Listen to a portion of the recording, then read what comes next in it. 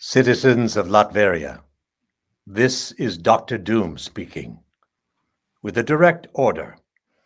Watch superhero stuff you should know. Anyone who doesn't will suffer the wrath of Doom.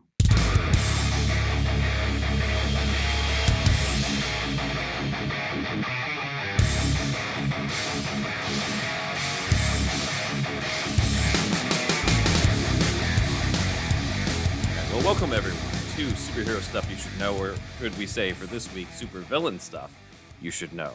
This is Ben Juan Grimm again, and with me as usual is... Doom Drew.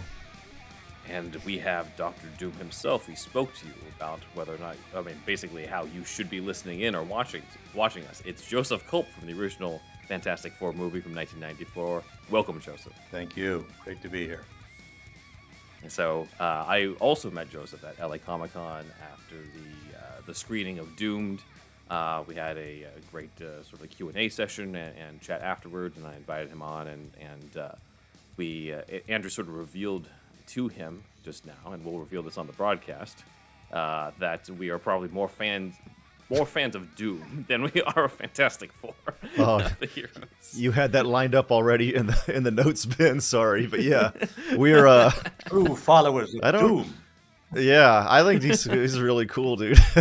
We're loyal Latvians. Yeah, my lord. Yeah. Yes. So, it's great to have you here, and to go into sort of your perspective of the making of the movie, your process behind the character, especially with this beloved supervillain, as well as sort of something that Oli and Glenn brought up last week in terms of, hey, like, it's the 30th anniversary, and that with a lot of social media campaigns on releasing movies or different cuts of movies, why not release a movie that is already finished? So we can talk about that campaign as well during this interview. So we will start off by basically from the beginning. Tell us what you remember of the audition process for Dr. Doom for Fantastic Four. Yes. Well, what can I say?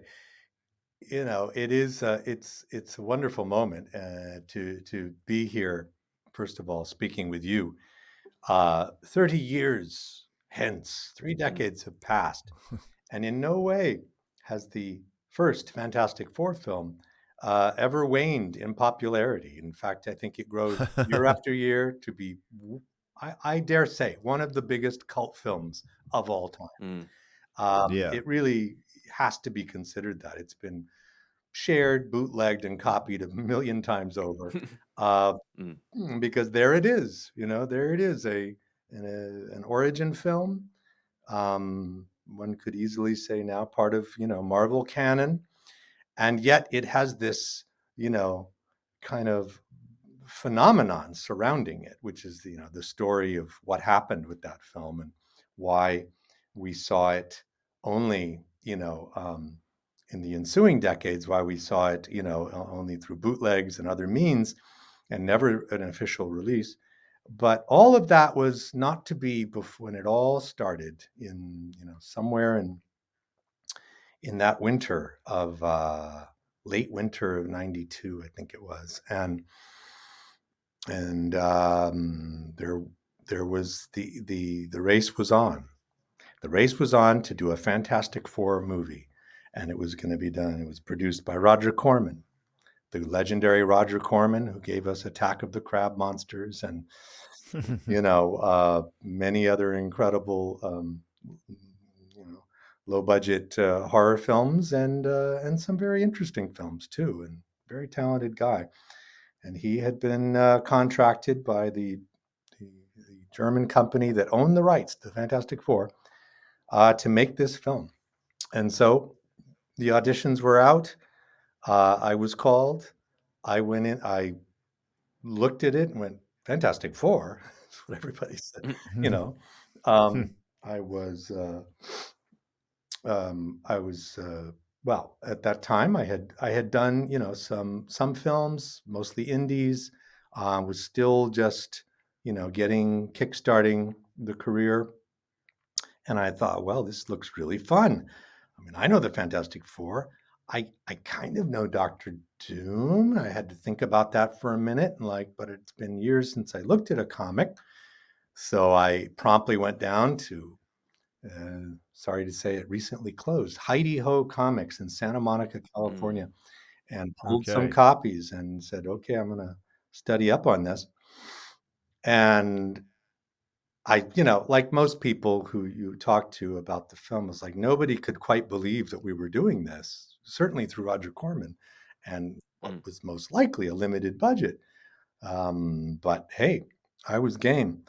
And I remember being excited, like, wow, he's Victor Von Doom and he's Doctor Doom, and I'm trying to put that together that I get to start, as the guy that is before and then the guy he becomes.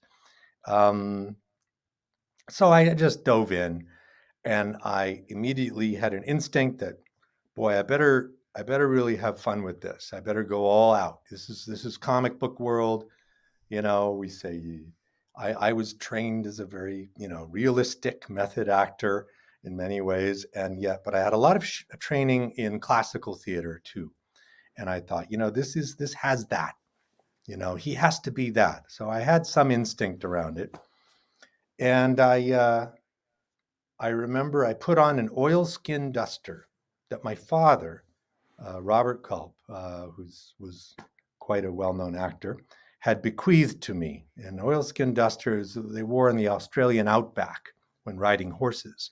And it just, it's like a long coat mm. that's of heavy material and dark. And somehow I thought, I got to wear that. And it was raining out. It was one of those days in LA with pouring rain. I went, it's rainy. I'm putting this big coat on. And I thought it's sort of like my armor somehow.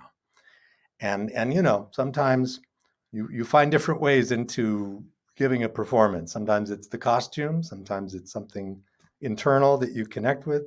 And I marched in there and let him have it with a speech from Dr. Doom.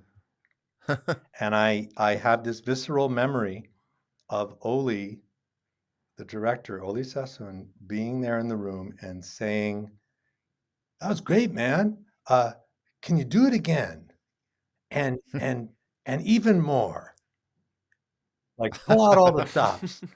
And, there's nothing better than when Mm. a director, encourages you to say, You're not gonna screw this up. Like, go for it."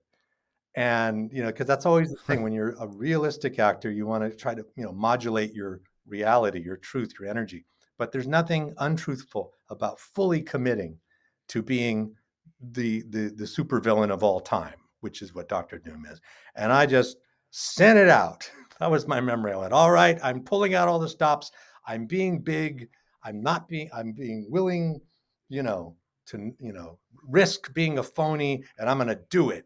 And I sang at the top of my voice these lines, and he just got all happy and went, dude, it's great. And I went out of there thinking, okay, well, I had a good time today. Let's see what that means. And before long, I got a call that I was in. And that, to say, is where the real work began. Mm. Yeah. Gotcha.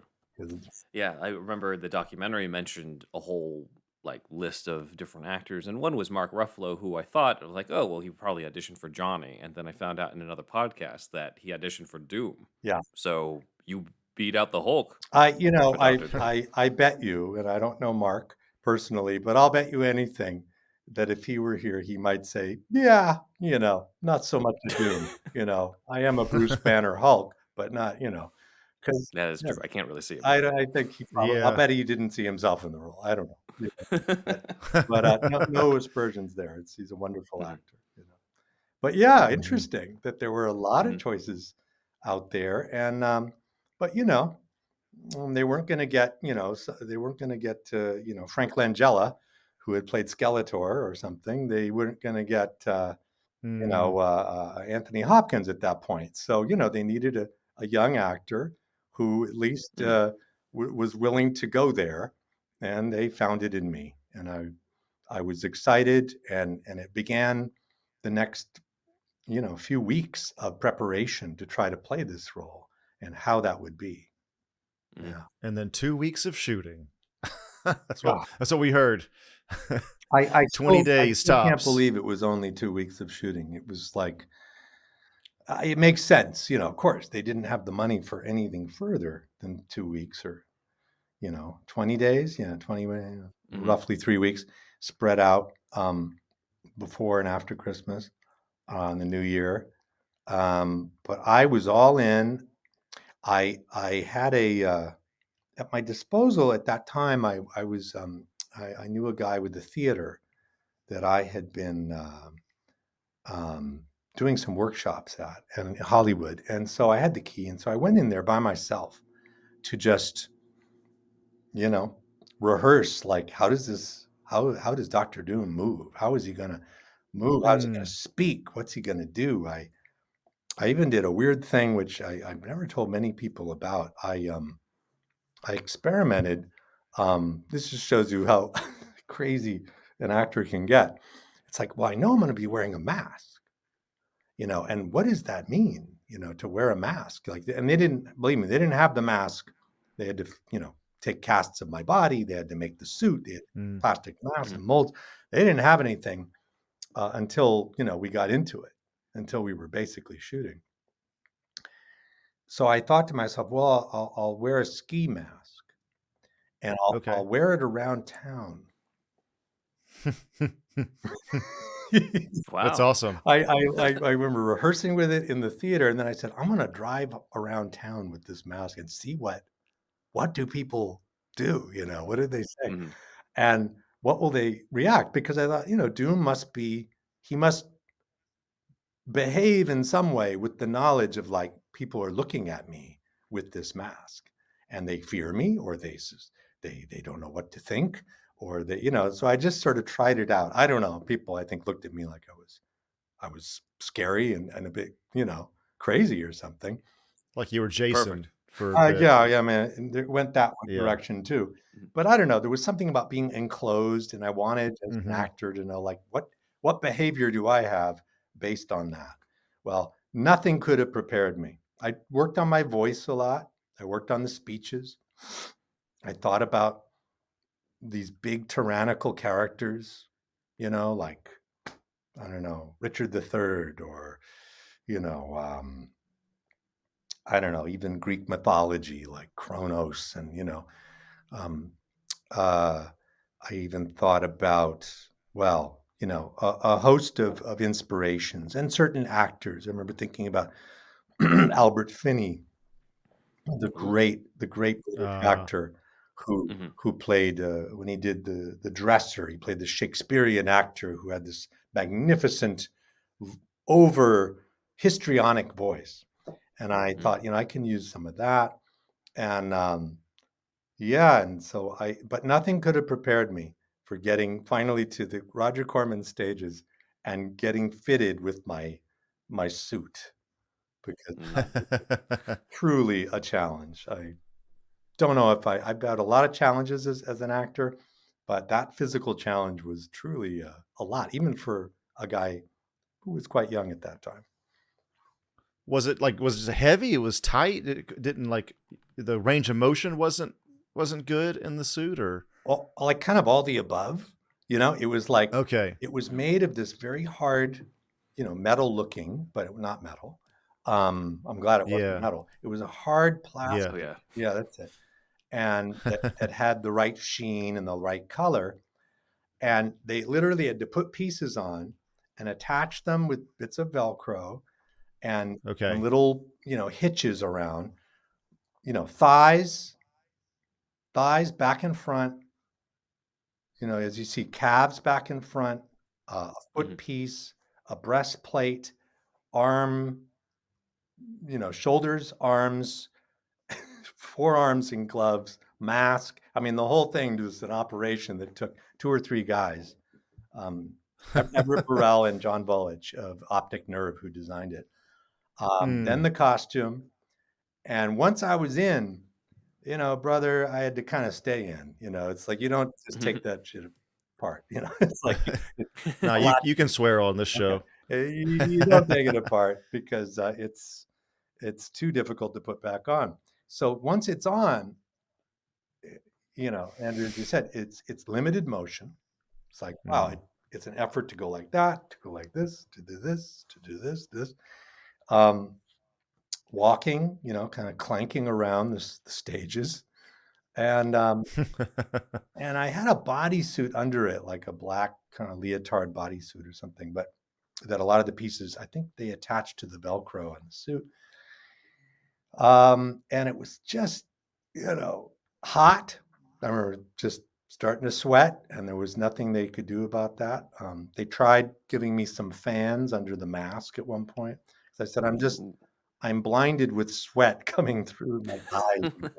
Yeah, yeah. And I had the makeup still around the eyes where that if you went close enough, you'd see a kind of red, maybe burned look. Oh Ah, yeah, Oh, you that's can kind because of cool. he see was that in the photo because he too. had been burned in the accident.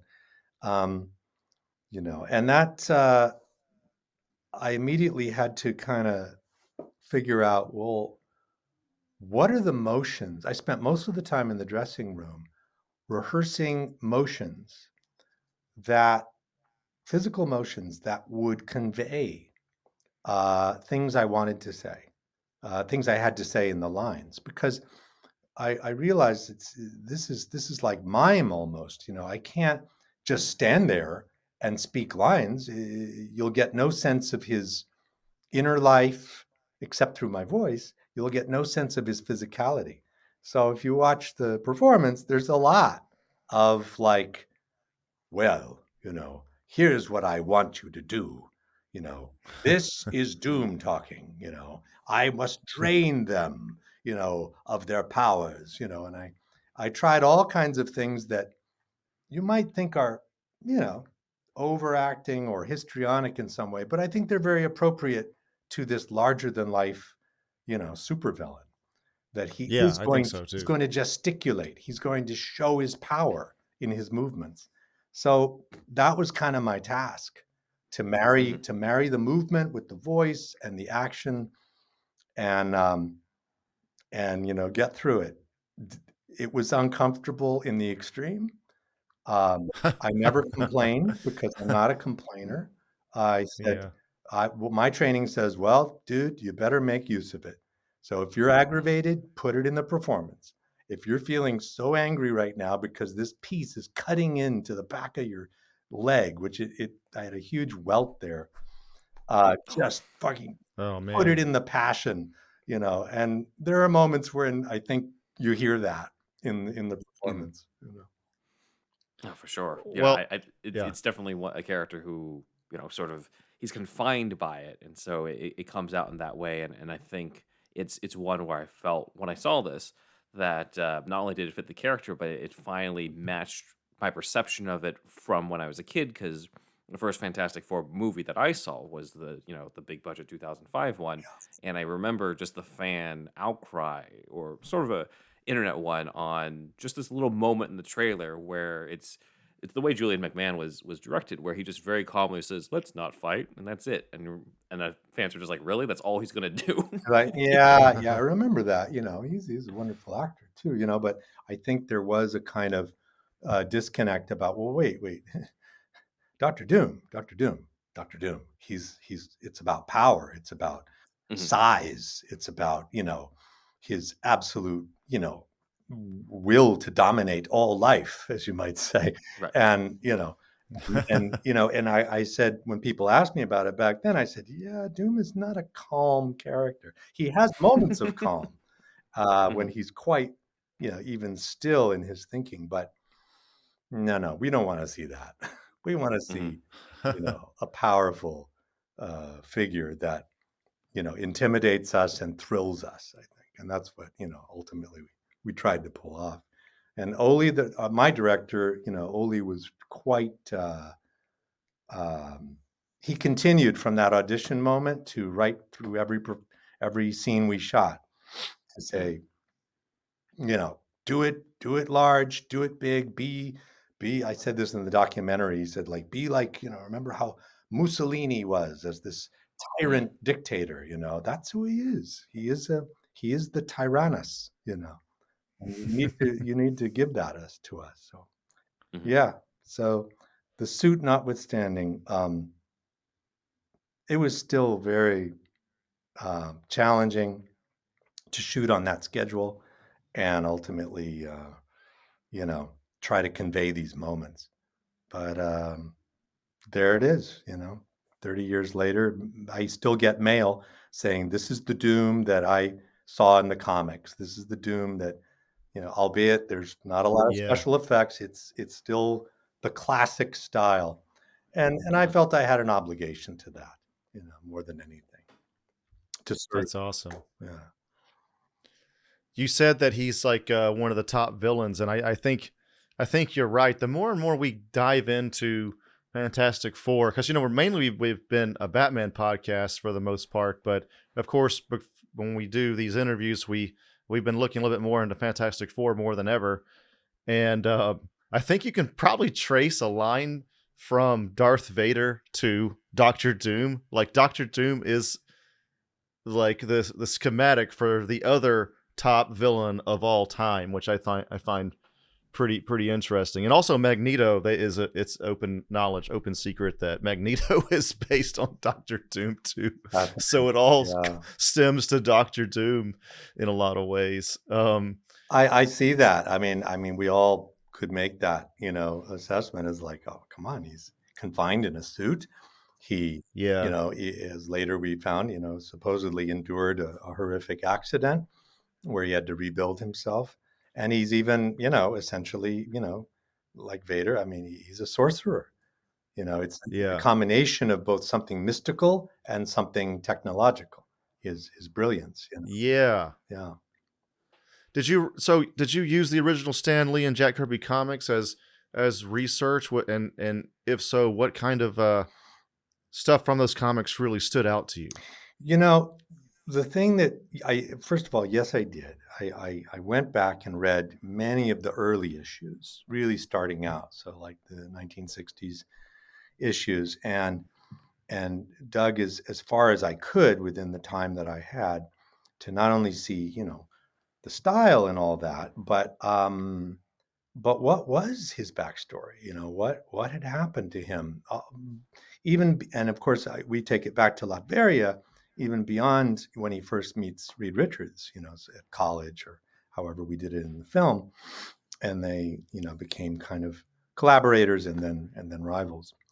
Um, and I was, for me, there's always that desire to know, like, all right, what motivates, what is it that this guy is really about? And I was very taken with the notion, the backstory about his father and being a gypsy, and Mm, his mother, who was imprisoned by Mephisto in hell, mm, as a witch, and that she's sort of trapped there, and that there was a thread, and if it wasn't, it was present, I think, in their original story, not in our script at all. There was not enough time for that kind of backstory. Although I hope one day, if they do it, they really need to do it. yeah. That a lot of his motivation was to release his mother from this hell-like realm, and Mm, that if he learned the arts of sorcery and perhaps, became a technological genius, that he could do it. And there's something very emotional about that. Like, this is the woman that Mhm. carried me. If I'm not mistaken, they killed his dad, the rulers of that moment, and that his desire to sort of extract revenge, rescue his mother, and take over the kingdom, are really deeply embedded in him, as a kind of an emotional, you know, um, thing that he has to complete. And so I took that in and wrote my, backstory stuff on that, and really invested in it. And the only time you see it, there's a moment, and Oli Sasson, the director, left it in the early scenes where I'm Victor Von Doom, who is a bit this contentious character, a little foreshadowing of what he might be with Reed, but it's not clear. He's just kind of a dark, sort of, intense guy, and they're arguing about the experiment that they're setting up. I wore around my neck a little amulet.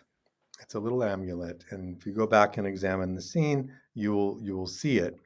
And as we're diving into our science work to capture Colossus, the energy, I take it out and I kissed it and put it back, Mm.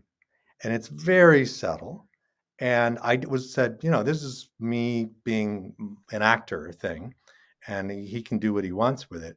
And by God, he left it in. He said, that's cool. Whatever that is, it's something. And when he says, Nice. and then when the shit is hitting the fan and the experiment is going awry, Reed jumps out, but Victor stays in and says, I will not fail. I will not fail. And I'm sure I said it 3 or 4 times, as a kind of connection to, like, a promise to his mother and to the kind of vengeance that he sought, which later, when things go awry, I would say he feels betrayed by Reed, and he kind of subsumes a lot of that, vengeance into Reed Richards in a certain way, and feeling betrayed by him. And there's that's also the metaphor of his emotional scarring, from this early childhood trauma. And so I was doing all that stuff, even though I knew it doesn't matter to the audience. It only matters if it helps me believe it, what I'm doing. Mm. And I do that stuff, and it does help me. It helps me feel like I have a right to play this role. So I have a right to do Right. it, and there's a meaning behind what I do. And so that clip is in there, where he kisses the amulet, and it's it's an amulet that his mother gave him, basically. Oh, that's awesome. I got to go back and rewatch that part just to That's catch cool. that. Yeah. You could, grab a screenshot. Yeah, that'd be cool. Yeah. We'll ask Dan, our research assistant, for So an to hook us answer up with that. ultimately, around about to Andrew, I was trying as much as I could to channel the original intentions of Stanley and Jack Kirby in the storyline of Doctor Doom, of Victor, and keep some of that embedded in the film. That original DNA of the character. Yeah. Yeah. It does sound like you did the research and really got into it. That's awesome. Don't hire a method actor for for a superhero unless you want to go all the way. That's it. Right. That's awesome. A British actor would just say, "Oh, just act like him." No, I'm an American. I tried don't acting. understand why. They don't do method acting in England? Well, it's kind of a combination. Oh, okay. Find the body, find the form, find the voice. Well, I did that too. That was part of the job. Okay. Yeah. True. But yeah, kudos to the story, and that's one of the reasons I think, and I think Craig Nevius knows this, the screenwriter, and Oli, and I think that for the obvious limitations of the 94 Fantastic Four, it has that stuff. It has that original, adherence to the core material, like that's where we were coming from. And we made no apologies about that. And we didn't try to, if I may say, hip it out. We didn't try to make it cool. We were like, no, this is the story. It's sincere. It may be a bit tongue in cheek at times, but it's not trying to pull back from that. And I always felt that the later versions were all, it's an instinct in in films we see, to make characters a little more cool than perhaps they were originally even drawn to be, So we stuck with that. Right. And I think that's why it still sounds a note with fans. Yeah, for sure. Oh. One thing that came to mind too while we were talking about this was, Victor's accident. When I first was watching the movie, one thing that I kind of expected to see happen, which I'm kind of also sort of glad doesn't happen, is like, oh, at some point, the mask will come off and we'll see Yeah. all the burns and stuff. Probably because I was used to the 2005 movie where they definitely still kept him unmasked for a fair amount of time after the accident. And I totally expected at some point, oh, there's going to be, that Darth Vader moment where it comes off. But I kind of like the fact that we didn't because it kept the mystery of it. And then I ended up Yeah. looking at Craig's first draft and finding that there actually was a moment towards the end where he's out of the armor and you see him with the birds. But I was curious from when this movie is in production, was there ever a discussion on, hey, we're going to have a moment where you're going to be under the burn makeup, or was that kind of a thing where they're like, we don't have enough time, we got 2 weeks, like we already spent the budget on the costumes and the Yeah. mole man, like what was the situation? Well, what's interesting about that is, we did po uh, mid-accident, when the Colossus energy Mhm, is zapping me, and mhm, I'm doing this very operatic, like, I'm being imbued and I'm being, roasted alive at the same time. Um, uh, Ron Pipes did the makeup on that, a great makeup man, and I worked with him several times, I think, on Deep Space Nine, other things. He's one Emmy-winning makeup artist. At that time, he was just a young kid, and he did a bunch of burn stuff on the face and all that, so that when he did those shots of the lightning zapping me, you'd mhm, see like he's on fire, and we had smoke going up from my body mhm, and all that, and he's Yeah. burning up. And then when I'm crashed on the ground, you sort of see some of the burning, and then the eyes later on. But it I would say the answer roundabout to that is that I was hoping that we would do it. There would be some from the back shot or something of him mhm. putting on the armor, like, where you just see, you know, the Like singeing, the Vader in burned Empire. flesh, and the mask is Mm, going on. Something like that, a private moment would have been. Yeah. And I think the answer is what you said, Ben. I think we had to shoot exactly what was on the page. And it felt like, it's always that thing about character or story, character or story, character or story. And when it comes to, let's just say, the speedier, lower budget thing, it's story. It's got to be, mhm, everything has to be story. And we don't Mm. have time for the quiet, reflective moments that actors live for. That's in the big director's cut versions that we see things like that. So, but I think, yeah, if it was there, it was vetoed as like, we got to keep this thing under 90 minutes or whatever it's going to be. So, mhm, Yeah. yeah, but I agree with you. It's like, I think it would have been cool to hint a little at that. Like, once we got to know the full range of Doom, to give us a little of that would be so awesome. And at the same time, he's the man behind the mask. He's the man in the suit who mhm, falls from the parapet at the end and laughs as he disappears into the clouds. So it's like, this guy's, going on, and we don't. If anything, we'd like to know more. mhm. So Yeah. don't show us. Keep him the mystery. You know. Yeah, Yeah. That would definitely. have been an awesome shot. Just like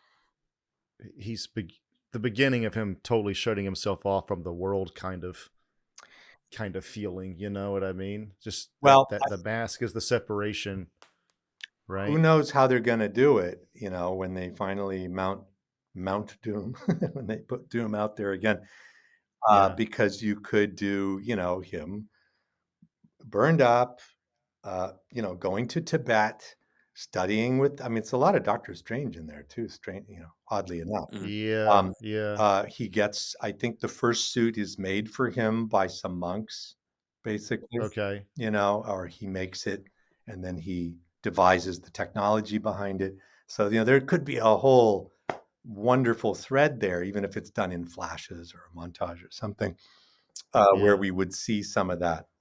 But there's a lot to be said for mystery. Take a look at Alien or something, where you just, or The Thing, where the mhm. original Thing, where Yeah. you never see the Yeah. monster till the very end of the movie. It's like, that's can be great, great, great movie making. You know. Mm. Yeah, as we all love Doom here, we would love to see a little more.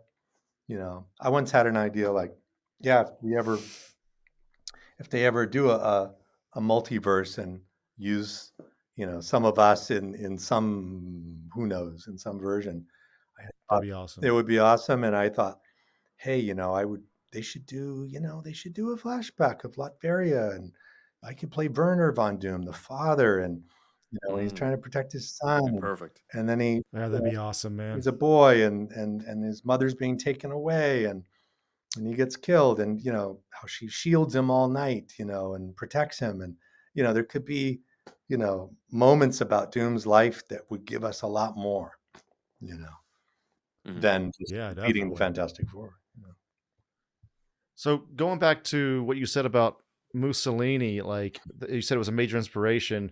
Could you go into how he influenced your version? Was it just how Mussolini gesticulated mainly, or just overall charisma? Like what was it exactly? And were there other people that you drew from as well as from There- Mussolini? yeah, there was a great shot in the documentary Doomed about the story of our film, um, where I think director Marty Langford put in a clip. Well, I think I mentioned the Mussolini reference because it was something Oli said. Oli's Italian, by the way, he's Sicilian, Hmm. and Yeah, I think he had some knowledge of that image of this pompous kind of dictator. There's a thing Mussolini did where he would be like on a veranda or a terrace over the crowds, going, you know, doing this to his, making these Hmm. big gestures, and he would pump up his arms like this,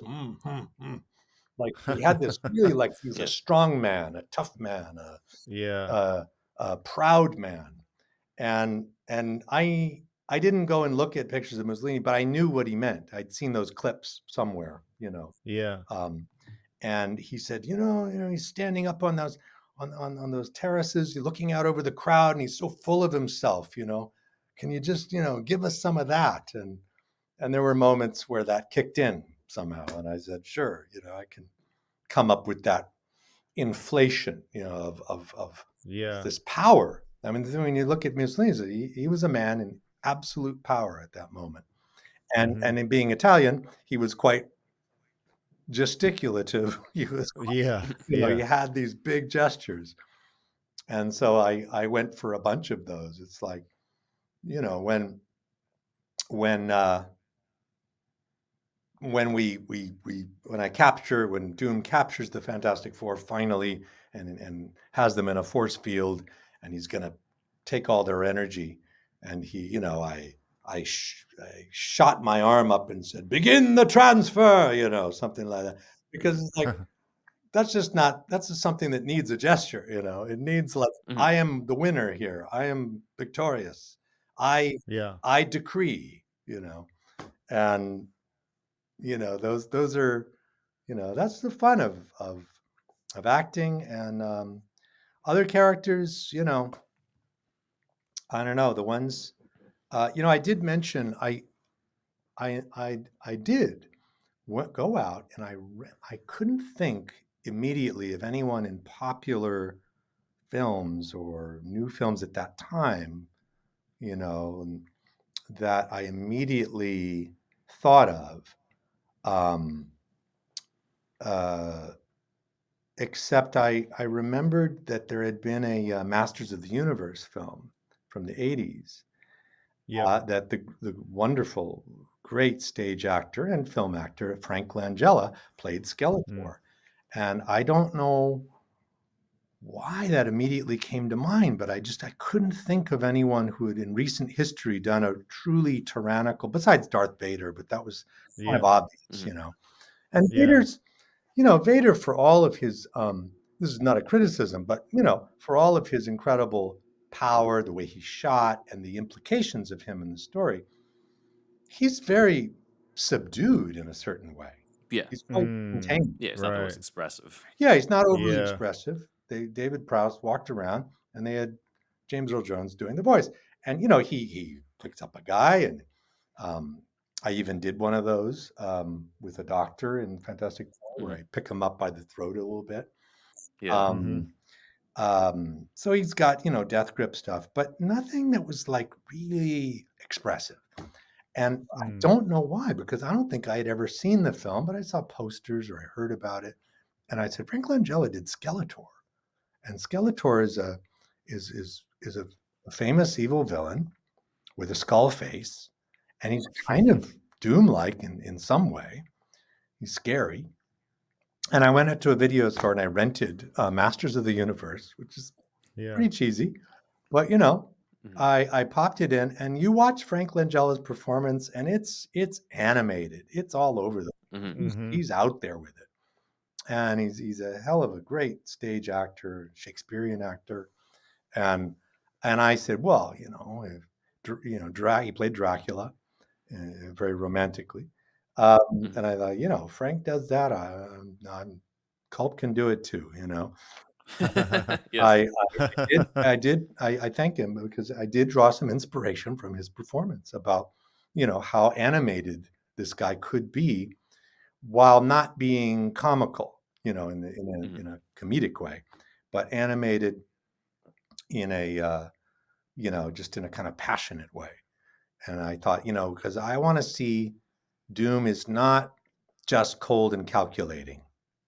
I want him to have energy. I want him to have power and a kind of desire, that he desires something. He desires to get the Fantastic Four. He passionately wants to absorb their energy and get what is rightfully his, and so I tried to infuse many moments with that. So I'd say, Skeletor, a bit of that, a bit of, just pulling out of my imagination what a tyrannical ruler might do, and, and make sure there were moments of, the biggest thing that's thought, to get away with, in my view, is an evil laugh. Yeah. Oh, yeah. I mean, how are you going to do an evil laugh in, the last 30 odd years and get away with it?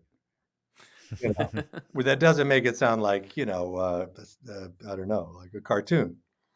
Right. And that was another thing that I think Oli gave me full permission on. He said, That's cool. he's a bit insane. Insane with Just a bit. a Just bit. a bit. Yeah, well, he has his reasons. So he's not fully insane if you have reasons, but he's psychopathic on some level, and he's got a mad laugh. And can you come up with one? And I said, I think I can. And it's the hardest thing in the world to open up with a laugh, like,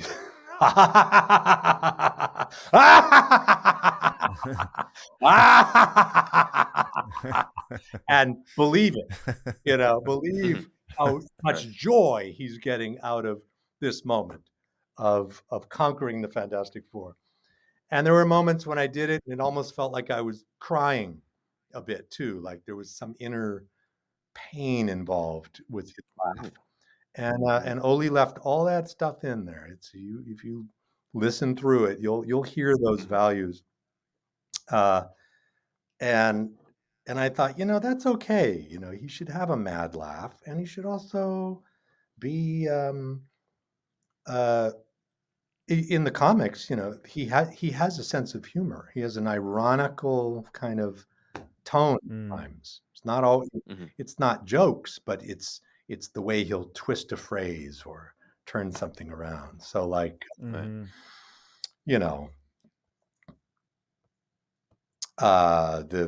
moments when he's talking with Dr. Hauptmann, I played around physically with, listening to Dr. Hauptmann is a guy who's examined the Fantastic Four. Right. He's kind of this dweebish guy who says, their powers are incredible, and he's like that. I'm, Doom is like listening. He's formulating his intention for the next step of the plan, and I did some weird stuff, like I palpated him, like in Chinese medicine, you touch parts of the throat to find, are there lymph nodes happening? I looked under his Mhm. eyes for color, and I thought, he studied with the Tibetans or whatever. He's probably got some medicine in him, and I thought he's a doctor. He's not just a doctor of science. He's maybe he's got some medicine. So I played around with the guy's face. This wonderful actor did a great job. Um, Looking in his eyes, palpating, and then Mhm. even like rolling my finger around his mouth in a kind of sensual way. And I thought, I was just saying, I'm just playing here. That Doom, if it's always about power, he's always looking for his power in the situation, then why not, play with that? And then finally I raise him up and say, wonderful, I have the power to crush you right now. And so there's some sadistic moments with Doom. For Even sure. Yeah. when Yeah. when he captures um, um, what's her name? The character Cat Green plays, Alicia. Alicia, Alicia Masters, and whatever the jeweler has taken him, making her the queen. I mean, he comes in and he captures her. I, you know, kind of played around torturing her a little bit in a playful way, which she was okay. At that time, we didn't have intimacy coaches, and actors just said, "Do what you're gonna do. I'll let you know if it's too far." And it was all fine with her, and it was creepy. It's like So I wanted, why shouldn't Doom be? He's not one or the other. He's got to have some Right. different textures in here, even though they're Mhm. all kind of about his need for power, Right. which is our Right. overall overwhelming objective for him is like, I must have full power and control. Mhm. That's it. So how he treats people, how he says things, all of that. Yeah. Was like the dialogue in the movie, it's was taken on the set, or was a lot of it ADR'd? Do you remember? So we did everything in the studio, Okay. everything, and then Oli uh, and I, as if you watch the Doom documentary, many people know that I've been a little outspoken about this for a while. It was like I they did their best to mic me as Doom, Yeah. and sometimes it's quite crisp and clear, and sometimes it's quite muffled by a mask, and Mhm. they couldn't stick my mic somehow. They had it somewhere on the costume, but they couldn't stick it in the mask, which I think sound could have done. Now that I think about it, um, and so a lot of it was boomed. It was boom. Okay. You're Yeah. Oh I getting got you're it. getting the sound from Yeah, the that's why actor the like that, and Mhm. not Yeah. from. Now we have lavaliers that go everywhere, basically. But Mhm. at that time, I think the decision was it was too difficult to conceal it and whatever. So consequently, there are times when Doom seems, it works. He's a Yeah. man speaking through a mask, after Yeah. all. Yeah. And Oli liked that, and he said, "No, that's really there's a truth around that. That's authentic. We need it." Yeah. But I went in, but there were clearly some sections when the sound wasn't so hot, and I did go back in and I ADR'd. I had some ADR sessions where I replaced and did clear, crisp Doom dialogue. And once I saw the comparison, I was like, oh, look, this is a case where I love, live performance is what you want, but it's a case Yeah. where, we've got so many things working here. Let me do it all. I'll just redo everything and I'll do it well. I know how to Yeah. do good ADR, I think, or I can certainly recreate a performance. And again, I think time and money came into that because I remember I did at least Mhm. maybe one day of like all the speeches and stuff that they really felt they needed, and Yeah. they left alone the other stuff. And I remember kind of not fighting, but I was like, I isn't there a way I just let me do everything? It'll be like Darth Vader. I mean, they didn't Yeah. live records on James Earl Jones, so let me do Mhm. it so it's nice and clean. And so it varies from scene to scene, and I still sometimes wince a little about it, but and I declared, like, if we ever get a re-release and anybody cares, I'm happy to go back and replace anything and make it nice. And that's just wishful thinking mostly, but um yeah, that was sound was an issue. And frankly, it's the first thing, I'm sure both of you know something on this, on lower budget films. It's the first thing that usually suffers. The sound. Sound. It's because you're moving so fast, and sound guys do the best they can, and sometimes the conditions aren't right. And it's if you watch a low budget film, you'll often, if they haven't had the money to fix it, you'll say, yeah, the sound's not so good right now. And it's the first thing. I don't know why. It's not the camera, it's the sound. And truth is, sound keeps us in the movie. Music and sound Yeah. really keep us in that movie. So anyway, it's an old peeve of mine, and I hope, if I ever got the chance to replace it, I would. One time, I heard from a guy who wanted to do it. Like, says, Oh, I nice. I will record all of your stuff and lay it in the movie and release a version, if you want. And then I think it didn't happen for some reason, but it wasn't official, and Oh, man. yeah, yeah, and it could still happen. You never Yeah. yeah. Yeah, you never know. And then Disney there's Plus release. just celebrating what it is, what it is, why it is, it's all Sure. good. What was your reaction to the news that the movie was not going to be released? Yeah, there's the big ultimate question of, after putting all that sweat and tears into this film, into the performance, into God knows what Oli and Glenn Garland, the editor, and everybody, put into this film. I can still feel it somewhere in my memory, is Oli calling me at home.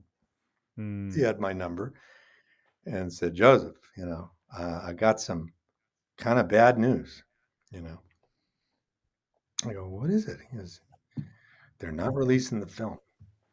They're going to hold it back. They're going to shelve it. I can't exactly, I remember, I think he said, I can't exactly explain why. There's something political Okay. going on that I don't understand. But, because it looked to everyone, right, that this was going to happen. We had already done Yeah. 2 or 3 Comic-Cons. Not Yeah. San Diego, we did LA, we did one in Miami, I think it was, Fort Lauderdale. We did a con. Okay. And they sent us there. They spent money to send us there with tons of 8x10s and signings and the trailer and the whole schmear. It was like we were doing it. And it was something to look forward to as a young actor. It's like, wow, this is going to happen. And what will that be like, to all of a sudden be, Dr. Doom in this film. And we had, it's funny, but I'm not remembering. We have to ask one of the others. Maybe Oli knows whether he showed it to us before that announcement or after. I'm not sure. I have a feeling it was before. I think he wanted to. He gathered us in his house and he goes, "Here's the movie, guys. We got to see it." And we were still in the process of promoting it. And then, I can't tell you how much time later that happened, but it was, sometime early 94, I guess it was. And he just said, it's been pulled. It's not going to happen. Can't tell you exactly why, because that was murky at the time. This whole story about, no one was, including Roger, I think, weren't coming out immediately and saying, well, here's what happened. I wanted us to make a movie because he wanted to hold on to the rights, and now he thinks he's got bigger fish to fry, and he wants to wait on this film. And I think when I say that, I think I think I said, well, maybe they're just trying to figure out what to do. I wasn't Okay. so I wasn't like, this is weird. This doesn't happen. It Mhm. didn't. It really, we know it now. We've have other instances, but at that time, it's like you don't spend that kind of money and all that time and effort and not show it. At least that was my Yeah. experience. Even as a young actor, I never saw that happen. I know a lot about Hollywood and history. I grew up in it. It was unusual, and so I thought, well, maybe they're just futzing around or whatever. But mm, you know, he said it looks dead in the water, and I just don't know how to take that. I didn't know how to take Mm. that. I think whatever I told my wife at the time, I said, strange, this looks like we're not going to see this film, or they're going to hold it back or something. And I didn't really, I think I didn't know how to fully process that. I kind of, uh, for lack of a better word, I think I kind of dissociated from it. Like, well, I don't understand what that means, and I'm going to just Mhm. wait and see. And but then I guess it, slowly over the months, I heard from others, and it got kind of confirmed, um, and then it just sort of life went on, and other things happened. I remember that year, my son was born, and then I got a job on the film Apollo 13 Nice. to be in the Ron Howard film in Mission Control. I was one of the Mission Control guys, and that was pretty weird. It's like I played Doctor Doom, and now I'm a Mission Control guy. He doesn't really have a name, Mhm. pretty much. I it was a great job to have, believe me, Universal, and all that. But Yeah. I was, it was confusing to have, you know, been able to play this role, and then no one was going to get to see the result. And I within, so that was my overall reaction, was a sort of confusion and kind of distancing myself and not knowing what to make of it, and getting on with the business of just being an actor and trying to find the next gig. It wasn't until it wasn't until for a few years, I think, when the first bootlegs started to show up. Mm. I wanted to ask about that. It was like 10 years later, 20 years later. No, no, no, no. I would say very soon. I would say Oh wow. not that year, but I mean, we all knew, and those of us who were closely associated with Oli, um, there were copies leaked out, Mhm. and that we knew, but we sort of thought, well, that's really just for the benefit of the people involved. I didn't really think, nobody, and I think nobody thought about the power of duplication at Hmm. that time. And as Oli says, like, he had a master or a copy over at a place in LA called Lightning Dubs, which did all the VHS copying at that time. And of course, somebody went, "What's this? I'm Mhm. gonna make a few copies over here." Yeah. Yeah. Yeah. And then, but I would say within, I don't know, it's hard to say, 94, 95, 96, by the later 90s, I Mm. heard about copies going around. Okay. Um, I mean, I know I had a VHS copy, which um, became I know I gave that to to my nephew, because they were old enough to appreciate Fantastic Four and Doctor Doom, and they got a huge kick out of it. And it was their copy. They did. I don't think they shared it with anybody. And then pretty soon, when my son was coming of age, so let's say by the time he's 4, I said, "Hey, Jackson, let's check this out. You know, that's me." Mhm. And he just went ape shit. You know, he went crazy.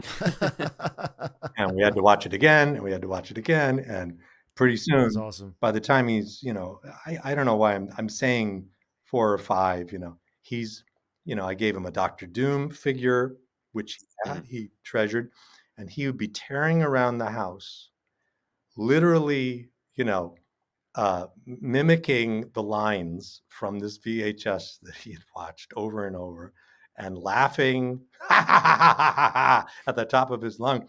And I am Mhm. Dr. Doom. And he would be running around. And, you know, I felt that's okay. This is justice for me. I didn't do Mhm. all that for nothing. At least my son is getting a huge kick out of it. And, you know, he became, like you guys, huge genre fan and, you know, completely immersed in that world for years and years. And it's still his passion, you know, is to be quite knowledgeable about Marvel and all things, Mhm. you know, anime and all the things he loves. And That's cool. so, you know, that's where it first showed up for me. It's like, well, I can share this with my son, and he really loves it. But then um, I don't know who first hipped me to it, but it was, I think, you know, by the end of the '90s, somewhere, I don't know if somebody said, or I went to a comic book thing or whatever, and someone said, you know, there's copies out there of the movie. They're shitty. They're shitty VHS copies. But, you know, people are, like, hungry. It's like, But because people I like wanna it. say this, you Mm. know, I think it bears saying, the fans were terribly disappointed. It wasn't just us. It wasn't just the filmmakers. It was like people the word was out. The Mhm. trailer was being watched at Comic Cons. We were signing photographs, and it was the big jip, you know, it was just like, "Where's the movie?" And then, you know, I guess I don't even know right now, I can't even say where the first journalist mentioned it and said, you know, that film that was supposed to come out and never did, because it finally entered, you know, legend somewhat that this happened. You know, I don't know who first wrote about that, but it Mm. what I do know was that somewhere back at Heidi Ho Comics in Santa Monica, which is where we lived, um, I found I think by the early 2000s, I found a huge Marvel book, beautiful, big Marvel book. I think I got a copy of it.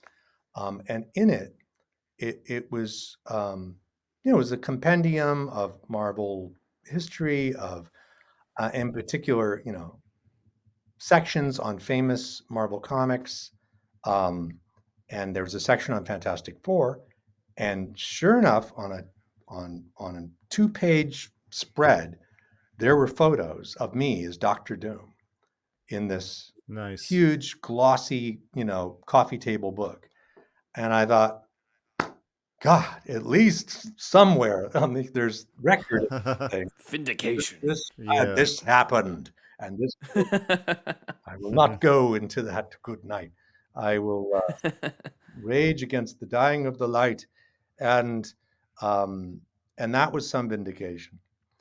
Mm. Then, but then I think, you know, somewhere in the 2000s, and Rebecca Staub and Alex Hyde White might have more memories of this, but I know we got called out to a comic book store in Burbank, and we did a little Q&A and a signing, and that's, I think, the first moment when it was really covered. It's like, here's the original cast of this movie that no one's supposedly ever seen. And that was already, so that was a good 6, 7 years later. And more and more, it was clear that people had seen the film, that it was still going around. And then eventually, um, the DVDs started showing up, and they were better. And Mm. I know an editor I will not name, that perhaps looked at a copy I had, and sometime later, I was at some kind of con or whatever, and I saw there were copies of a DVD out there, and I wondered, "Well, how did that happen?" Mm. And it had special Yes. features even. It had, like, Oh, it nice. had, like, a video gallery, not a video, a picture gallery of old photos and stuff from the original Film Threat magazine and an article or two. And so, that's when it all started to steamroll. Within that 10-year period, it was happening. And within a 30-year period, we now know it is, I think, it's one of the most bootlegged films of all time. It's on YouTube. You can see it there if you want. And has legions of fans. I mean, I still get cards and letters every year. Please sign this. You're my favorite Doom, thing really, which touches me to this day, Yeah. Yeah. So Yeah, for sure. It's also one of the few projects where I feel like the actors and director are grateful for there being a bootleg in the first place, since people actually did get to see it. Yeah. Yeah. you could make a strong argument that it's possible. We don't know what would have happened had it had this, limited release at that time, or even a wide release. There wasn't a lot of replay going on back then, but who knows? It's been released as a video. It's arguable that this film has gathered more fans to it and more momentum and more energy around over this past 30 years because of its occulted, status, that it has been hidden somehow. And, we in some ways, we have legions of fans who love this film, because of all that it represents, and because it was, not official in some way. I don't know. We did see, we were part of a screening once in St. Louis. We were invited out there, and some head of a Comic-Con out there, or big con, said, like, I'm showing it. I'm not charging money, so nobody can come after me. Right. I'm going to show this movie. It's out there. I'm going to see it. Yeah. And I got to sit in a huge hotel auditorium with like 100 fans and just clapping and hollering, and it was just wonderful. It was like, now that's the screening we never got to have. Probably That's awesome. It was almost 20 years later, but there we were getting to have our screening. So, and I think Oli told me he did it in New Orleans once, or a guy did it, and he said, "I'll show up," So, That's cool. It's It's a great underdog story, Yeah, we like underdog stories because we all feel a bit like the underdog, and I dare say there's going to be more life to this film and to our story in the years to come. And even this year, we're talking about going out with an open letter to Marvel and Disney, and just saying, maybe it's high time you thought about officially releasing this, somewhat iconic movie that has a legion of fans, give it its due, and include it as part of the Marvel story. It is part of that. Yeah, I think so. Throw in the improved ADR while we're at it. We could improve ADR. You could do. I know Oli said, like, I agree. It's like, why not? Now the technology is so good, you could go back and digitize this film. You could fix some special effects. You could do some interesting stuff with it. Smooth out things if you want. You could leave it the same, but anything is possible now. Give it a restored treatment. Yeah, find that negative and 4K, 8K scan it, and then Oli and Glenn were pretty passionate about updating the VFX. They didn't seem to be they weren't fans of the VFX work in the movie. That was a really tough story because they told that story about the guys that the guy that they worked with, and that he didn't really come through, and so forth. So it was a big, kind of a moment of, not quite what we had in mind. And I'm sure. But in the early 90s, that stuff was hard to get. It was very expensive, much more than today. You could do new special effects on that film with an Adobe Premiere or whatever. You could do whatever effects you want. and enhance the film, and that would be fun. That would be a nice way to honor it in a certain way, Mhm. Yeah, Yeah, for sure. yeah. One of the highlights that I recall you mentioning in a past interview on another podcast of playing Doom was the crew chanting Doom for you as you walk down the hallway Oh to the set. man, Could you share some of the story? Because I know that was a very funny that story. was unforgettable.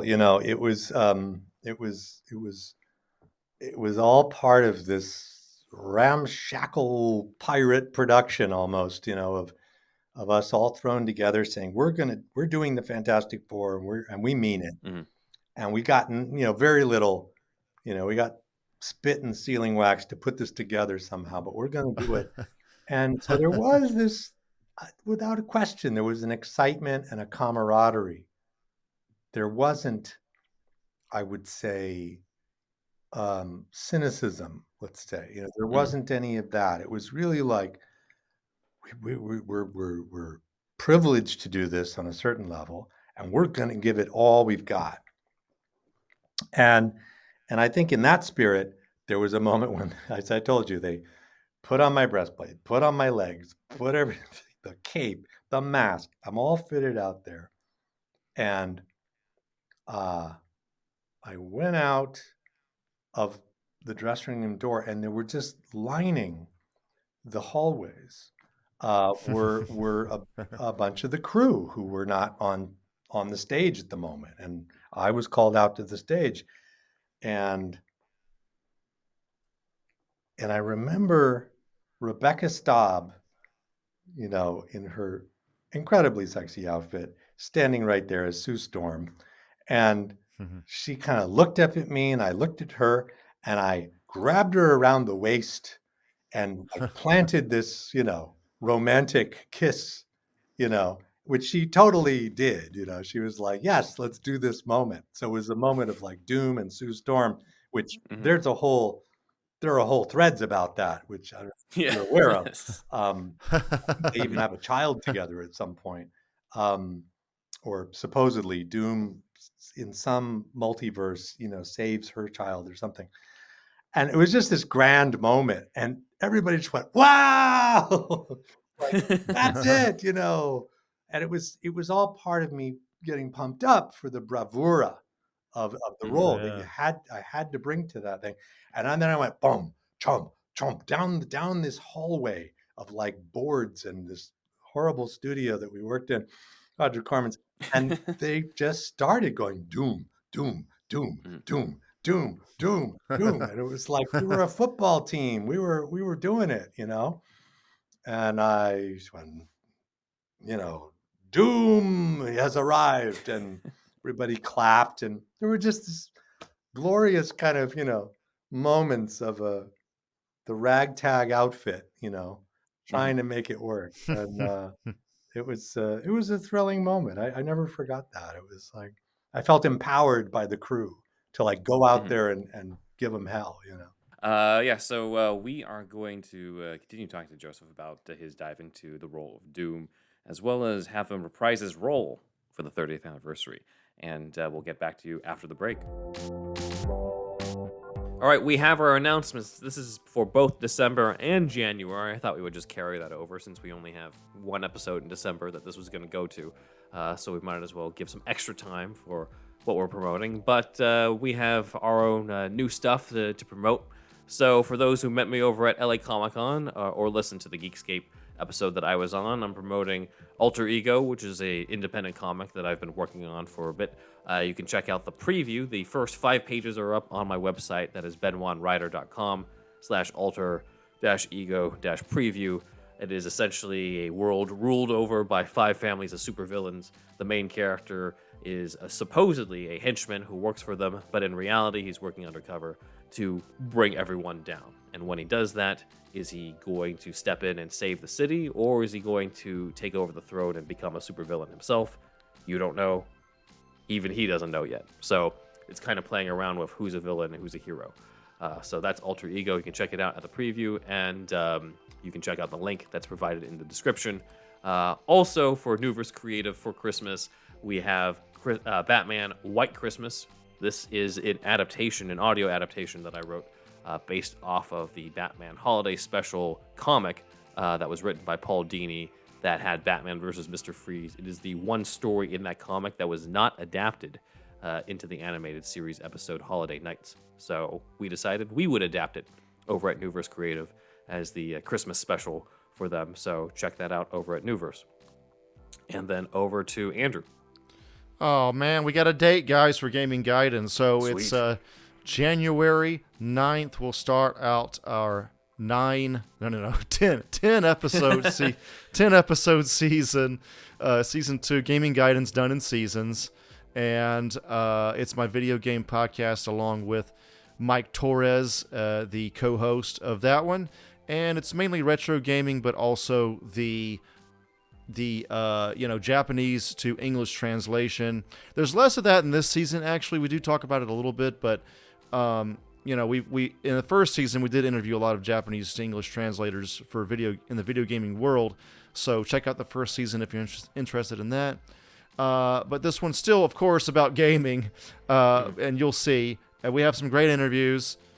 Some people are pretty well known actually in the gaming world, which is great.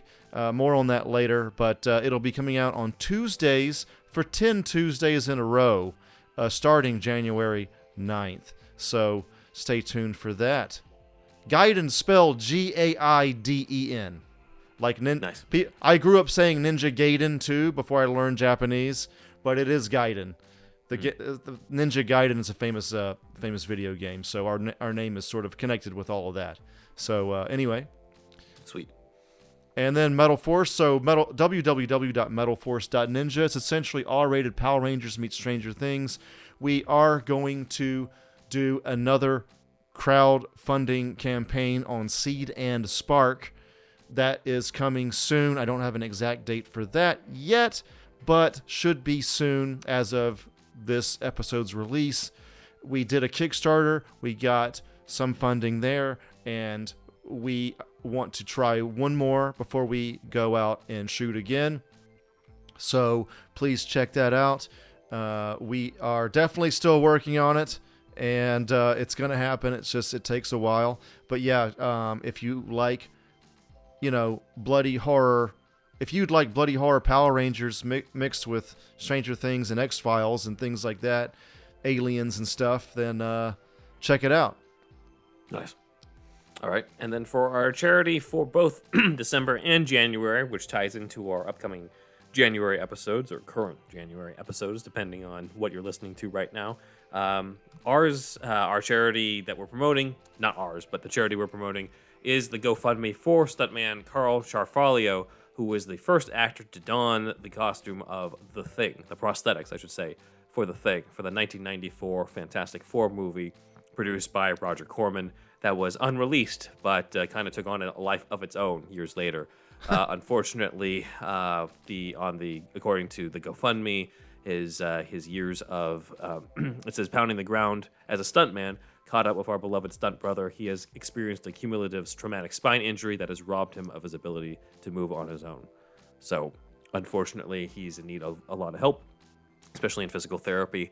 And I figured, especially considering that we're going to be talking a lot about that Fantastic Four movie, the least we could do is help promote his GoFundMe to help other people bring in more funds to help Carl out. So that's over at gofundme.com/f/stuntman hyphen Carl hyphen Scarfalio hyphen medical hyphen fundraiser. And hopefully you can help out with him and the family for that. Yeah, it's crazy what these stuntmen and women go through, everybody. So, as you can see, some pay a higher price than others. And, yeah, if you could help out, that'd be great. Link in description, as Ben has said already. Mm-hmm. All right. And with that, that is the announcements. So, thank you. Want to know how I got these scars? You can find that out on Superhero Stuff You Should Know, where two jackasses on the internet talk about Sneaker Man and other super lame superheroes. By the way, the Batman must die. Welcome back, everybody. We are back with Joseph as well as my cat Alfie's tail for a little bit, and we're going to continue the interview. I thought it'd be cool to repeat a question that I asked you. This is how we sort of met, Joseph, over at LA Comic Con. Was that I noted in the Doomed documentary you described the story of a 6-year-old boy at one of the events where you were promoting the movie, who asked you how it was like playing Doctor Doom, and you felt kind of guilty afterwards for how short your answer was. Yeah. So, in case that 6-year-old boy has grown up and is watching superhero stuff, you should know, what would you say to him now in terms of like how it was like playing Doom? Thanks. Yeah, that was yeah, I disclosed that, full disclosure, in the documentary, because I don't know, just it always stayed with me. It was one of those Mm. learning moments, um, where you might realize that what you say and what you Mm, do also, certainly has an impact, and to take those opportunities. And it was the LA Comic Con. It was uh, we were all there to answer questions about the characters. Um, the young boy, I don't know if he was 6 or not, but it seemed like he was pretty young. Might mm, have been 7. Stood in line to come up and ask his question, and his question was for me. And I think I was very, at the moment, just very, kind of, it was all new for me. It's like, yeah, I did this role, and here we are. Like, I'd never been on I don't think I'd ever been on a panel yet as an actor to talk about anything that I had done. And it was sort of overwhelming, and there's all these people, and I didn't really know how to do it, in a way, and that's something my dad, I grew up with my dad, who's a pretty famous actor, but he certainly never told me how to do it. And I don't think he was too good at it himself, to be honest. I think by Okay. his own admission, I think he avoided. Um, but you learn how to deal with publicity or do articles or podcasts at some point. And in this case, it was, there I was, kind of fresh out of the gate, and the young man stood up there and said, "So, how was it to play Doctor Doom?" Which is, kind of a pretty open Open question. question. Hmm. And I just looked at him and went, "Great." Oh man. And he went, "Okay." And he had his turn. He walked away. And Alex Hyde White, who is far better uh, self publicist than I was at that time, leaned up because he had experience in that. He leaned over to me and goes, "Really? You waited all in line that long, and that's all he gets?" And he kind of gave me a little comeuppance there, and I went, "Oh shit, I think he's right. Why didn't I do like a number with the kid? Why didn't I do something?" So, it was that moment where I was chagrined at not being more effusive. And as you see, now I will talk ad infinitum about Doctor Doom or anything else you want to talk about, because I want to honor the fans that Mm. wait in line, or give me their attention or their praise. And so I would say to you now, young man, if you were listening, playing Doom was, I can say now, was certainly one of the highlights of, an over 30-year career of mine. I felt lucky to be chosen to play such a magnificent creation. I felt I was able to, given permission to act at the top of my level, uh, the top of my creativity. It was great to feel power, to feel rage, to be able to express it through a character that normally in life you could never express that, and to feel like, I truly was going to be the master of the universe. And so, join me, join me in feeling the power of Doom. That's what I would say now. Then the kid will be like, awesome. He talked to me. Doom talked to me. So you mentioned your father was in the business, Mm, and big time. Was when it must have been kind of like the opposite of the normal situation where if somebody says to their parents, "I want to be an actor," they're usually like, "What? Maybe do something else." But I'm sure in your situation was like your dad was probably yes, right? Kind of, I'll be, full disclosure, very honest with you.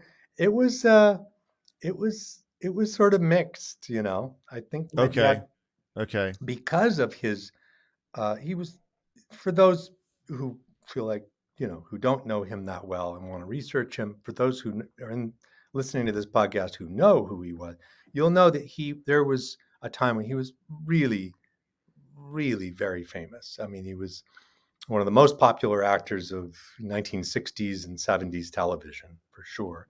Did scores of movies, some quite famous, that really made a dent in things.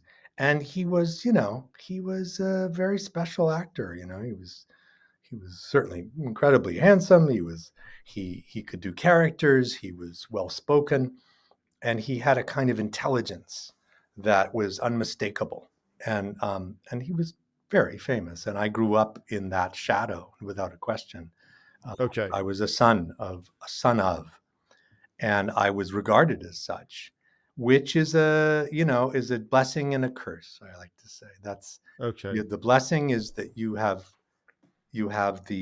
close to what fame is all about, and forget fame. How about just the work of being an actor, um, and the possibility that you could possibly do that as a job, Mm-hmm. and I could express myself as that was permitted.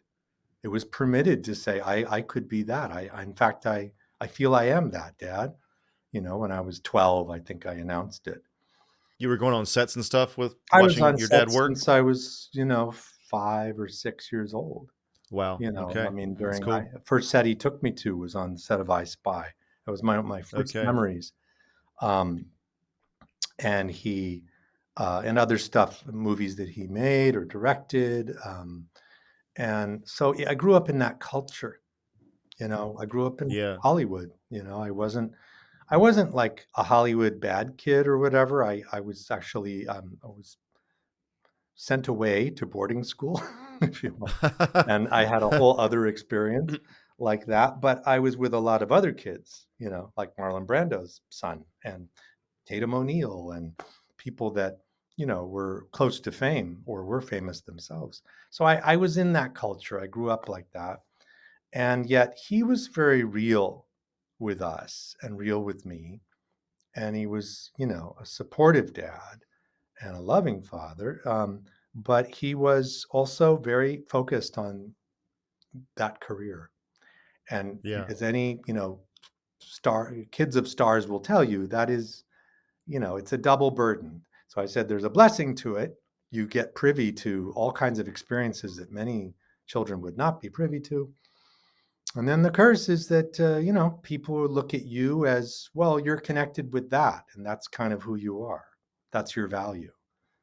And maybe Right. they won't see you for who you are and what your talents may be. So when it came to Dad, me announcing, I'm going to be an actor, he was kind of like, well, let's see, you know, Okay. kind of like it's a real, it can be, I've been lucky. If I was him, I know he would say something like, I've been terribly lucky. And it's Yeah. also absolute determinism. You have to be determined like nobody's business to show your face around the world and say, I'm going to Yeah. show up as an actor, whether it's on a stage or on a TV show or whatever. I'm going to mean it. So I think he was always measured about that, like, well, all right, let's see it. Let's see if you really mean it, because it's not a game for, just saying, oh, whatever. I think I'm talented. It's he Right. was he was a little tough in that way, to be very honest with you. And I don't have remorse about that or anything. I think I understood him well enough to know.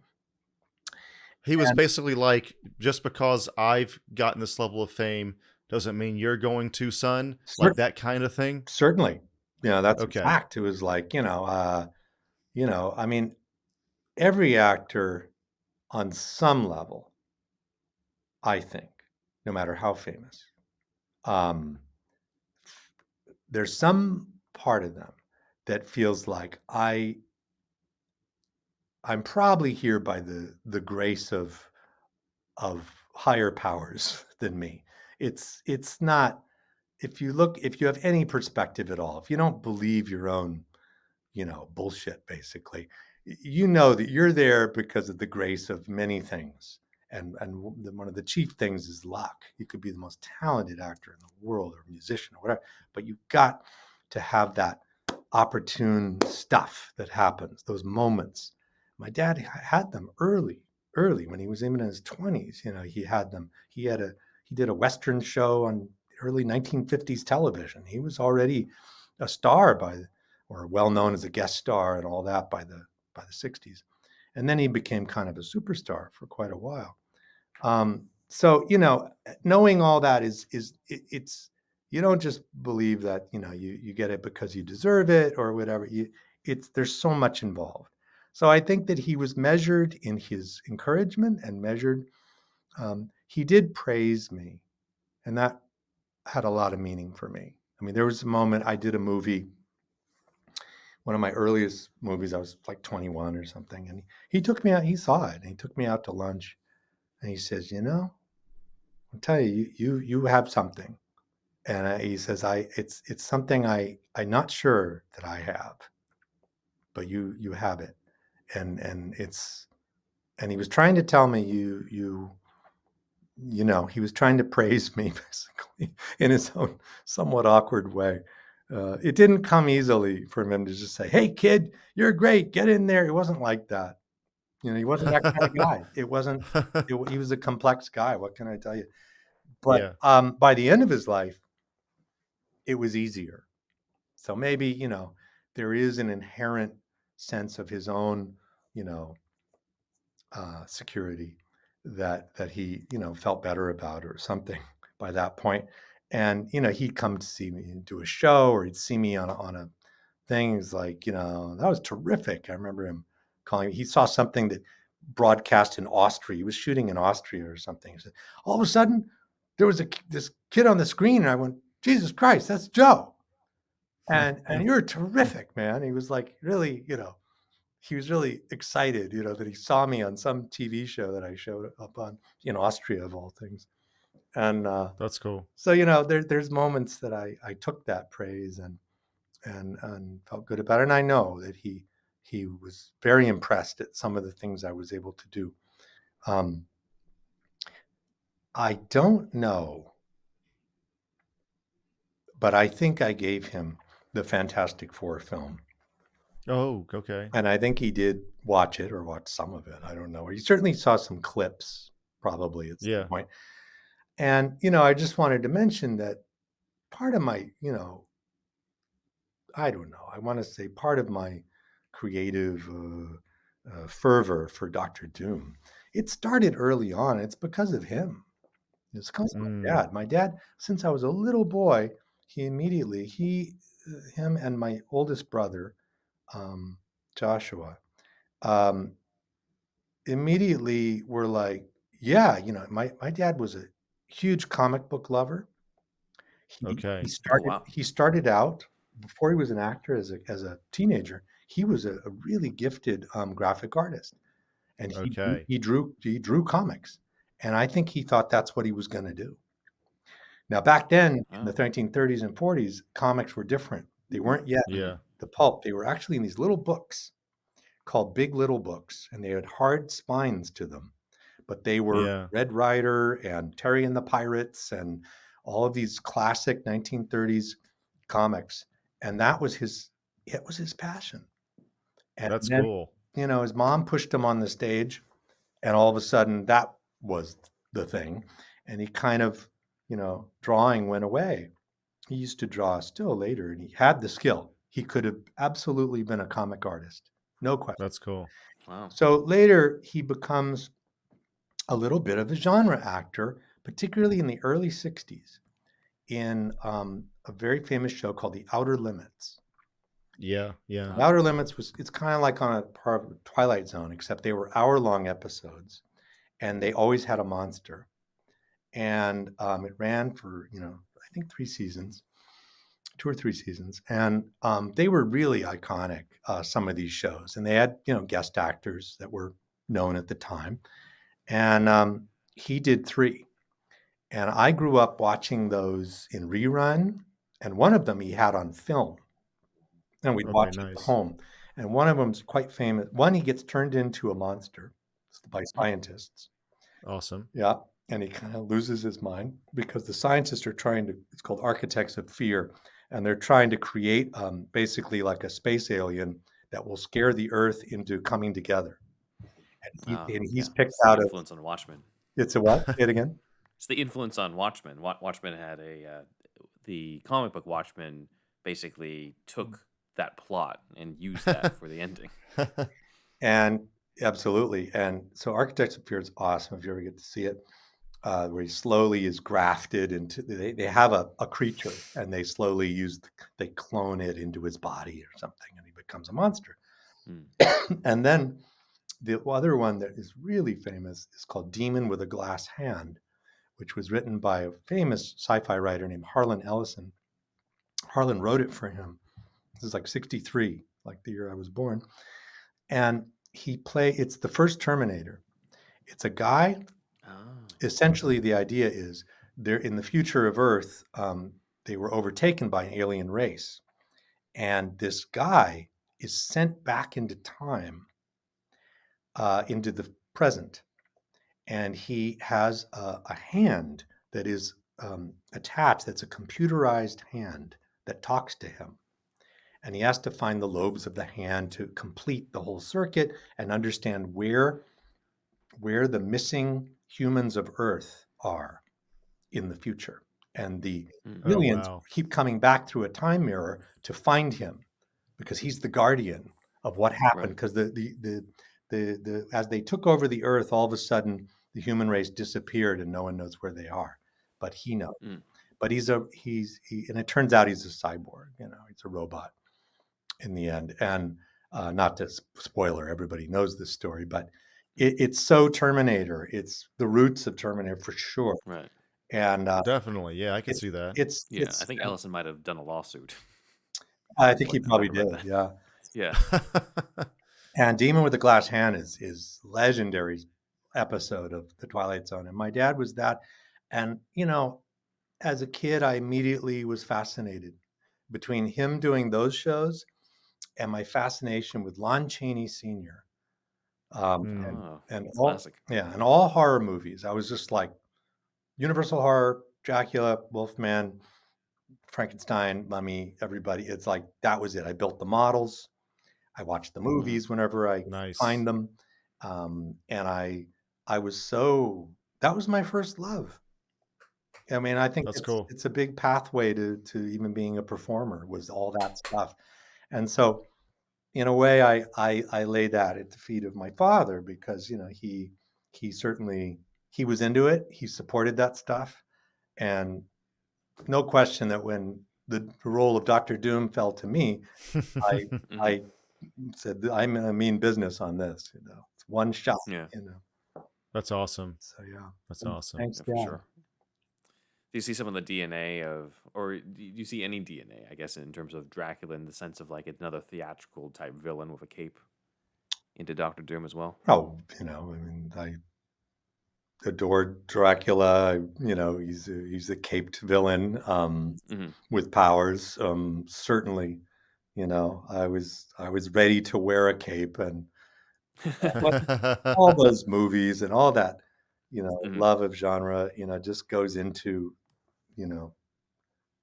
embodying any kind of villain like that. Ask any actor. It's like, come on, you want to be the villain. That's the most interesting role, It's the most fun. Yes. Yeah. Yeah, that's true. It's the part of ourselves. Our villains are the parts of ourselves that we can't really show or disclose, and so we need to see them in stories and films. Yeah, and that's it. You get the permission to channel that. You bet. And the permission to the dark side. to see that. Yeah. The shadow. The shadow knows. Yes. Exactly. Ben, what you have next, I think, is kind of the ender. So if I Yeah. So may, can I? I was going to say, yeah, you Yeah, should jump to your questions. I'm gonna put these in one lump, just for brevity's sake. So it's kind of a self-serving question for me, but as as an actor, what do you think is it that makes a good director? Mm, And next question, sorry, mhm. any advice for aspiring actors out there? So kind Okay. of one and two back to back. Try and lump them together. Both good questions. What makes a really great director? Um, I I believe it's someone who has um, I guess I want to say who has a real vision for what how the story needs to be told, and has integrated that vision somewhere in him or herself, or their self, I should say. Um, that they're making choices every day based on that vision, and that it's clear to them and it's consistent to them. Um, then I would say they are. Um, I love the term that John Frankenheimer once used, a benign dictator. So they are really taking responsibility to be in charge, but there's generosity and kindness and the sense that this is, even though you are the guy in charge, it is a collaboration. You're going to use the best of everything around you, and that means from the lighting guys to your DP to your and finally, how that vision is going to be expressed through your actors. And Right. I don't like. I always hear stories about the directors who can't speak to the actors, and they don't know how. And it's like, oh, Yeah. Yeah. bullshit. Figure that out. Your actors are your mouthpiece. Yeah. Yeah. You've got to connect with them and be on their side. You know, Yeah. I do a method, which is, I actually teach around the world, called walking in your shoes, and it's called empathy. Really, it's like step into the shoes of your actor, step in the shoes of your character. Good director knows how to. I believe he knows how to do that, Yeah. at least for those moments when it counts.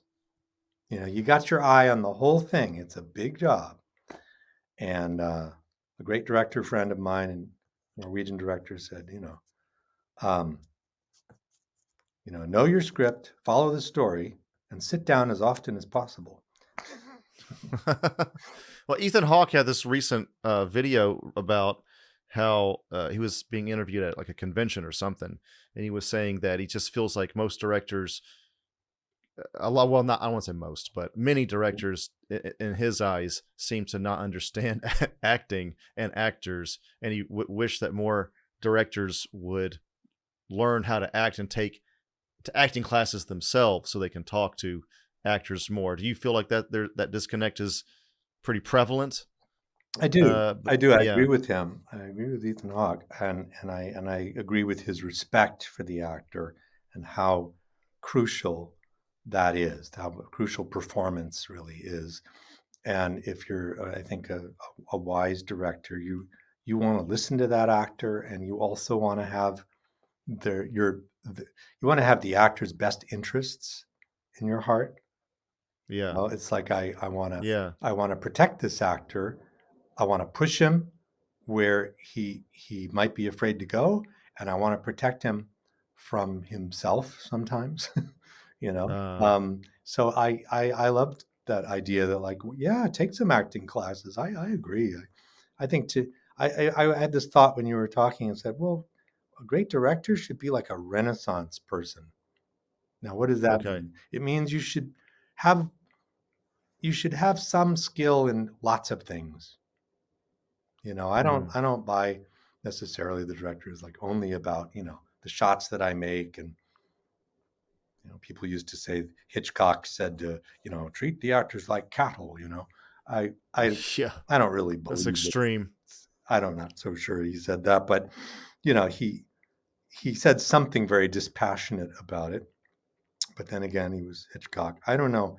I think Renaissance person means you should know music, you should know performance, you should know story, you should know a lot of things and visuals to be kind of jack of all trades. I think a good director has a lot of that. The great ones that I've worked with were great listeners. Mm, They were great. I felt they were in my corner.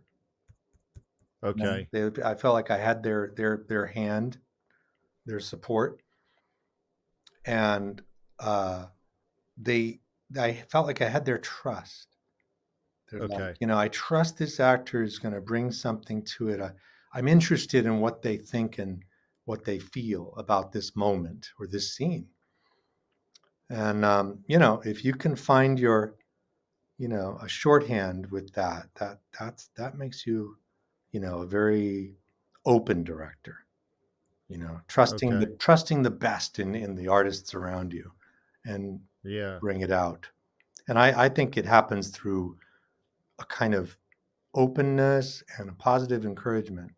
I don't particularly believe in the manipulative style of directing, or Was it William Friedkin or whatever with Exorcist? they're great. They're Or all great yeah, geniuses. There are many yeah, great geniuses, but I yeah. don't think badgering actors into whatever is the way to do it. But sometimes Yeah. tricks might help.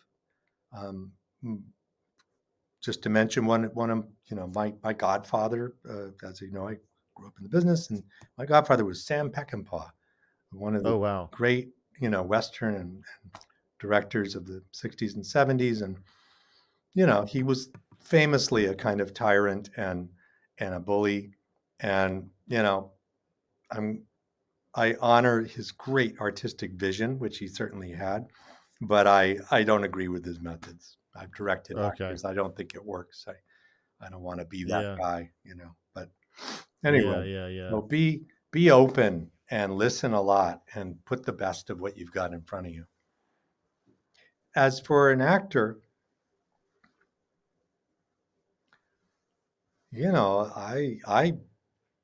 I believe in training. Mm-hmm. I trained as an actor. I didn't just say it was enough to have some talent and passion. I don't know. I think I'm afraid that in some parts of filmmaking today, and who knows, maybe even the theater, but I think especially filmmaking, the trained actor is less important. And I think training, as a young actor, learning how to do plays, do performances, fall on your face a lot, learn, what your body can do. I think that's invaluable.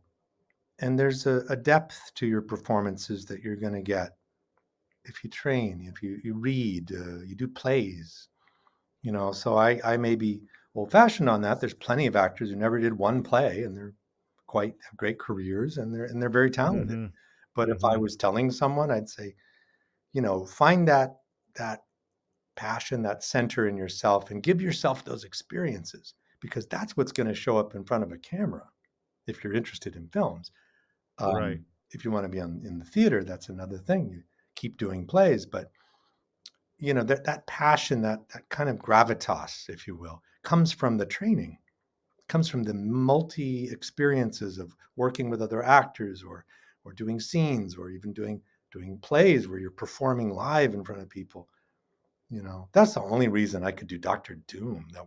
However, I did it. If people like it, it's because I did theater for years. Yeah. It's scary to do theater. You stand out there and you're people. It's live, and you're gonna, got to make this work, or you're gonna fall on your face, or all that stuff goes into that performing. And I don't think you need online class. Was it on camera classes or whatever? Figure out how you look. Learn how to, what it means to act with another human being, to suspend, to make believe, to suspend disbelief. Those experiences are invaluable. So I say training, do plays, and dig deep. That's what makes my favorite actors the ones that I love. I think people are too. Sometimes people can be so dismayed by the idea of natural talent without any training. So I really agree with the training part. Like that's Very, just very rare. ultimate. Yeah. Yeah. I mean, I don't care who you are. Marlon Brando's one of the greatest film actors we'll ever see. He did plays. He studied. It's not. He didn't just walk in doing that. He put himself through it. Yeah. And then he was miraculous. And anybody you choose, nobody studied how to look in front of a camera. What to do? You learn all that stuff once you start getting in front of cameras. Learn how to, learn your craft and the joy of playing a role. And really, I mean, when we were young actors and training, it was like we'd do improvisations and go out on the street, and we would really go to bars trying to be the character. It's like, that's like I told you, driving that's around. kind of cool. Driving around with the ski mask as Dr. Doom. Yeah, That came from that ethic, like I gotta believe myself in this role, And then all these actors you might love, we know Robert De Niro and Al Pacino and Meryl Streep and all these, people we really look up to, So they all did that. They all did that. And so I say follow the people that you admire, It's like you want to be a good writer, read all the writers of your favorite writer. Like your favorite writer read a bunch of people. Find out who those are and read all of them. So connect yourself to the great, kind of discipline of this craft and everything. Get connected to it. That's cool. Thank you. Awesome. That was awesome. Thank you. Yes. Well, we're going to ask you to tap into that again, as it is the 30th anniversary of Fantastic Four. 30th anniversary. Yes, and like we've like to do with actors, and I'd love to do this more often, honestly. We're going to have Joseph Culp reprise his role as Dr. Doom by reciting what's called the Doomworld Monologue. This is from Doom War issue 3, written by another Joseph Maberry. Fantastic monologue that I found online, and I couldn't resist asking you to recite this one for us. So I will pull up the comic as we go along, and as Oli said to you years ago, pull up all the stops. My methods are a means to an end, no different than pruning weeds in order to let an orchid flourish. Those who stand in my way, in the way of my vision, oppose me because they fear me. But more than that, they fear what I represent. Change. Do you know why I despise Richards and Chala? Because never once they reined in their own self-righteous arrogance long enough to try and see what I see. Never once have they asked me why. Do you want to know? Love. Measure my crimes against what mankind does to itself, and I am a saint. Humans, Homo sapiens, are a predator species. It's what brought us down from the trees, and it's what will ultimately reduce us to a historical footnote in cosmic history. I am more than a scientist, more than of the power-hungry despot that Richards and the others paint me as. I am a sorcerer. I have looked into the future. I have seen how one violent action after another spins the world closer toward a future where all that remains of Earth is a burned-out cinder. Every time I have looked into the possible future, mankind becomes united. Cures for all diseases are found. Global conflict ends. Hunger is abolished, Education is universal and no one goes without. In that world, there are laws. To break even the slightest of these is to suffer immediate and terminal punishment. After a while, no one would dare lay hands upon the innocent, or commit a crime of hate, or steal bread from the table of another. 10,000 futures have I looked at, 100,000, and in only one does mankind finally unite and flourish and survive. Only one. Doomworld. Thank you. Thank you, sir. That was awesome, man. Thank you very much. Yes. We may be putting that together as its own video as well. But Yeah. before we go, thank you, Joseph, for diving into the character with us, sharing all your experiences. Is there anything you'd like to plug in terms of where fans can find you, or any more information about, this open letter that you were discussing earlier? Yeah. Oh, thanks. What a pleasure first to talk with both of you today, and to walk through the annals of the Fantastic Four film history. It's really been a pleasure, and it is the 30th anniversary year. I do hope that there will be a lot said about the film, about the potential of a release or re-release or official release, whatever we want to call it. I feel it's still a moment that has yet to happen in a future Doom world. We need a Fantastic Four film with that is our origin film.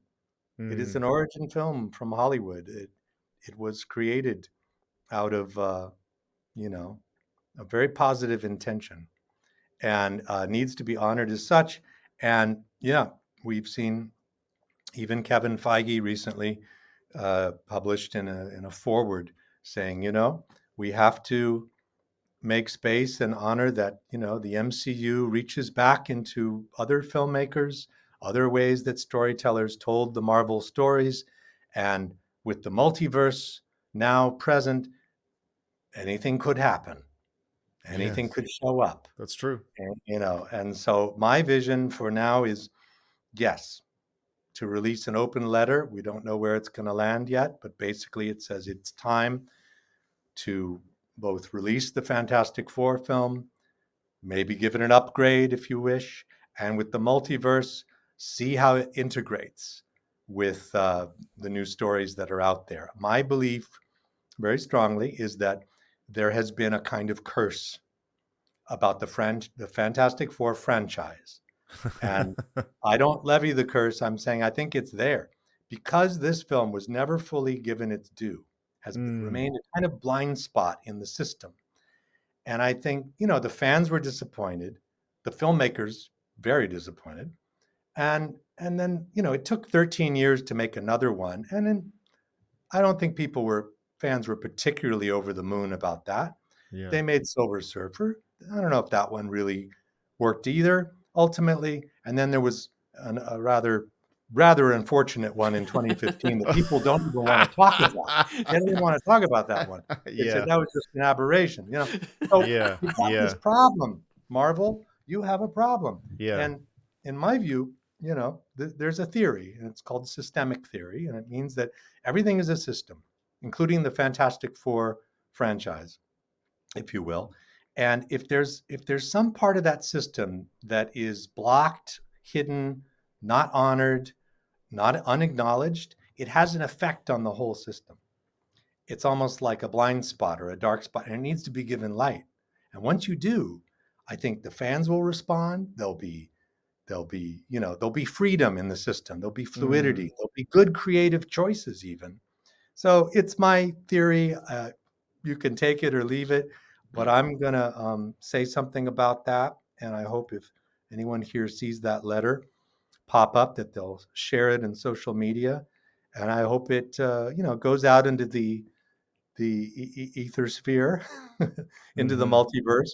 And the creators of the next Fantastic Four film will consider, let's get that old film released and get people kind of excited again.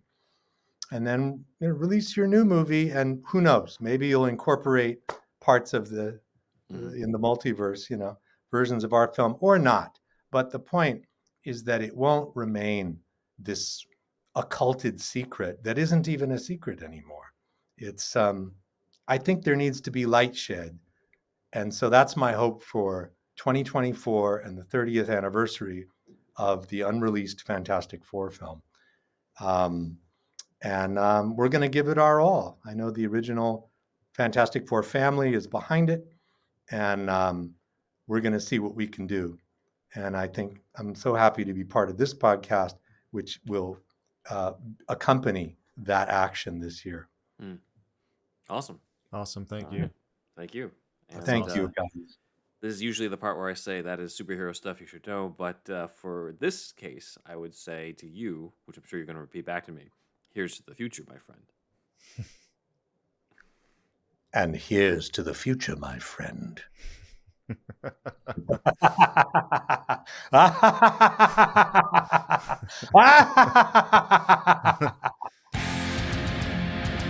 You're listening to superhero stuff you should know.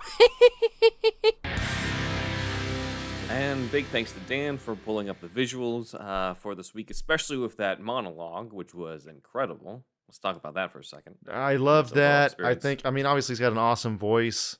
And he, if they don't bring him back for a live action anything, at least if you make a Fantastic Four animated thing, can you please just get him and maybe the rest of the have like a, like they did Batman 66 and they got the original people with their voices, like do that. It'd be cool, like a little reincarnation in animated form, I think that'd be really cool. And, he's definitely, I think, the go-to guy for Doom, especially his voice, man. So yeah. And maybe even live action. That'd be awesome in in the multiverse as well with in Disney Plus or on variant. On the big screen. Yeah, a variant. Yeah, definitely. Doom, and then the mask comes off, and it's Joseph Culp. That'd be amazing. Yeah, it'd be awesome. So, before we go into the fan comments, I know we wanted to announce that there's some upcoming changes as well to the show. Okay, yeah. So go ahead. Big changes to the channel. So we're basically going to start doing essentially 2 video essays a month instead of podcasts every week. We're going to be basically a YouTube channel that does YouTube videos with a Patreon that is a podcast. So the podcast will continue on the Patreon, and it'll keep going that way, but the podcast as it is on YouTube will change only because we feel like we need to kind of change up our strategy in order to get basically just more views and shit, and kind of configure it more towards the YouTube outlet, I guess you could say, just to YouTube itself. So, right. Yeah, you go ahead, Ben. I mean, obviously, there's going to be some form of a podcast for the show. I mean, we just did an interview with Joseph Culp, and it'd be awkward to be like, and that's our last interview. Like, we definitely will be continuing interviews. We have others on the docket. The podcast will continue in that form with interviews as well as script deep dives. We keep announcing, we will celebrate by covering Superman Lives if we hit $300 a month on Patreon. So that we'll still honor that promise, as well as cover other script deep dives of other major superhero projects that we haven't covered yet. So that's still going to be a thing when we get around to it, but it's just not going to be on a weekly basis anymore, simply because of time and our lives. Like we told the Patreon feed, our lives are different now than they were back in 2019 when we sort of became superhero stuff you should know. It's we've shifted into our own creative projects that we've both been announcing.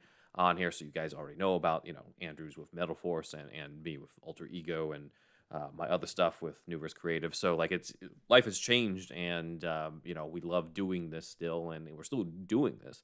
And it seems like with the interviews, obviously that's definitely something to share out publicly with everybody, especially with something like this with Fantastic Four, to honor the people who made the original movie. But this is one of those things where we will shift with the times, but don't think that like suddenly this is like the last of everything. Like it's more of just like there's going to be a little less of a certain thing and a little more of something else. Yeah, I mean, the podcast will be weekly still on Patreon, and we'll keep doing that. But so you can join us on there. But I think we didn't grow as much as we wanted to in this current format, and we've been doing it for years in this format. So, and the other thing too is like we're releasing 2-hour long videos on YouTube, and sure that some people do that and it's fine, but a lot of times it's like 5 to 20 minute videos, really good, well-made video essays. And then there's also the fact of, quality over quantity.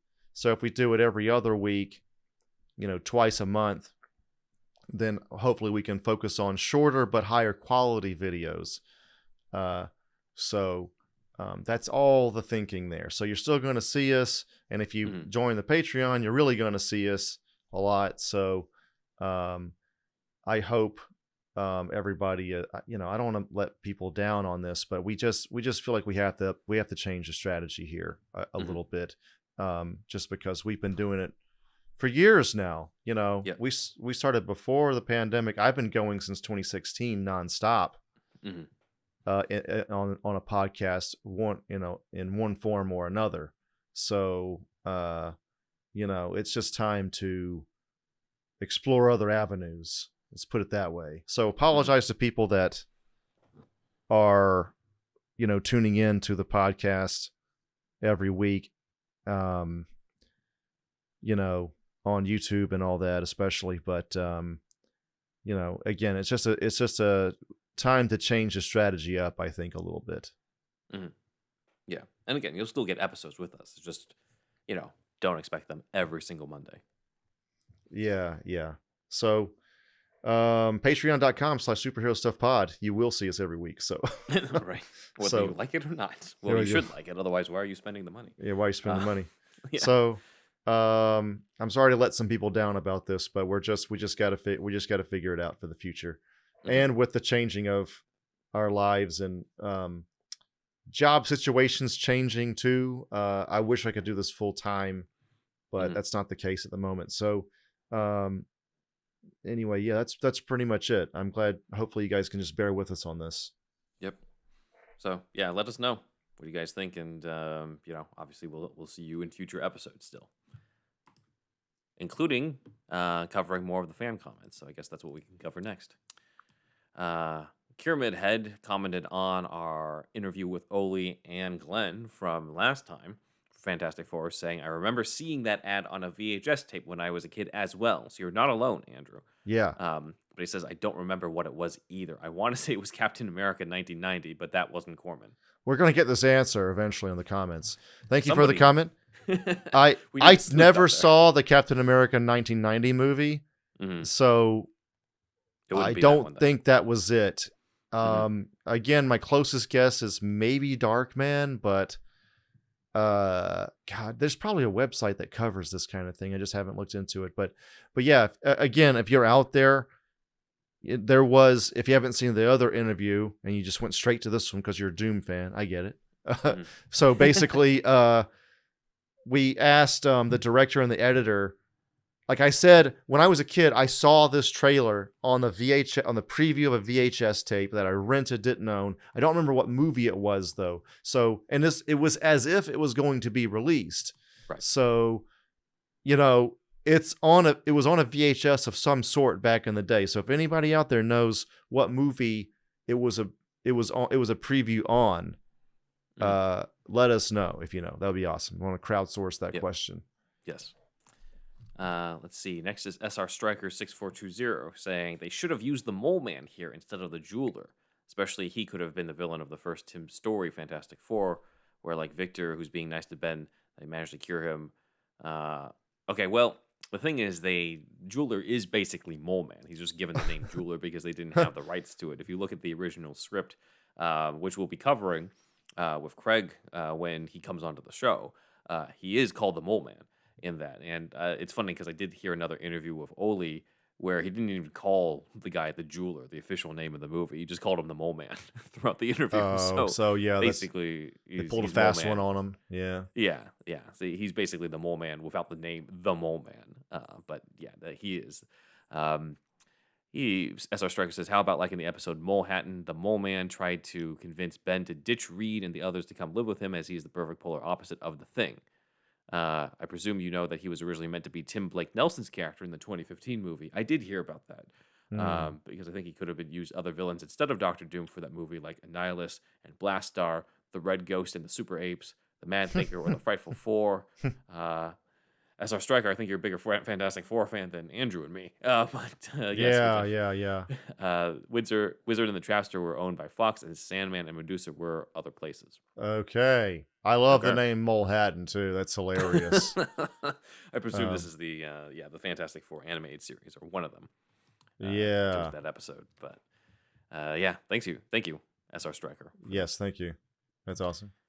Chaku Milk says, holy parallel. Oli Sassone and Ben's cameras are in the same style, and Andrew has the same camera style as Glenn Garland. That's cool. I didn't notice this while we were recording, but I saw this earlier today. This is pretty funny. It's a funny comment. I'm just going to chalk that up to, because you arranged, where we were on that, so I'm just going to chalk that up to your directing skills in terms of placing us. I didn't even think about that. But yeah, that's cool. Maybe that was subconscious. Subconscious, yeah. Yeah. Awesome. All right, and over to the shout-outs. Man, okay, so let's thank Jack G, Put Your Guns On, Michael C, Leomo, Saber6, and Mark M. Thank you guys. A new one named Jonathan, too. Oh, and Jonathan, sorry you're not up on the board there. My fault. And a shout-out, let's, so we have a Discord as well, and there's a Patreon-only channel, actually, again, with a Patreon. But there's another part that anybody can join. So please join our Discord. We'll put the link out again. So I kind of want to get that going too. Another one of our changes that's going to happen this year. We sort of had one for a while. I didn't really know how to do Discord for a bit. And then I started using Discord a lot. Now I really know Discord. So I've set it up a new one. And Dan's on there, by the way. So if everybody wants to talk with Dan directly, that's a big one. And I'm trying to get Zach on there. And I've sent him the link.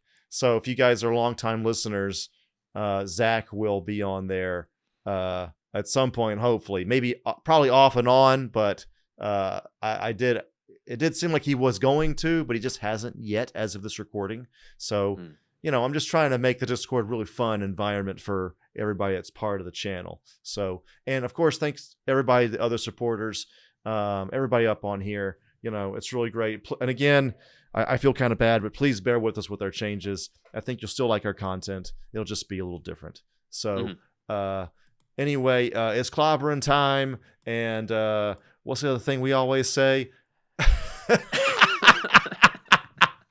Dude, we take a break and I forget everything. Oh, we've told you about our friends. But what the fuck is the line again? I told you about our friends. Do us a favor. Oh, yeah. We told you about our friends, but now we want you to do us a favor. We want you to tell all your friends about us. Don't clobber your friends, though. Just the enemies.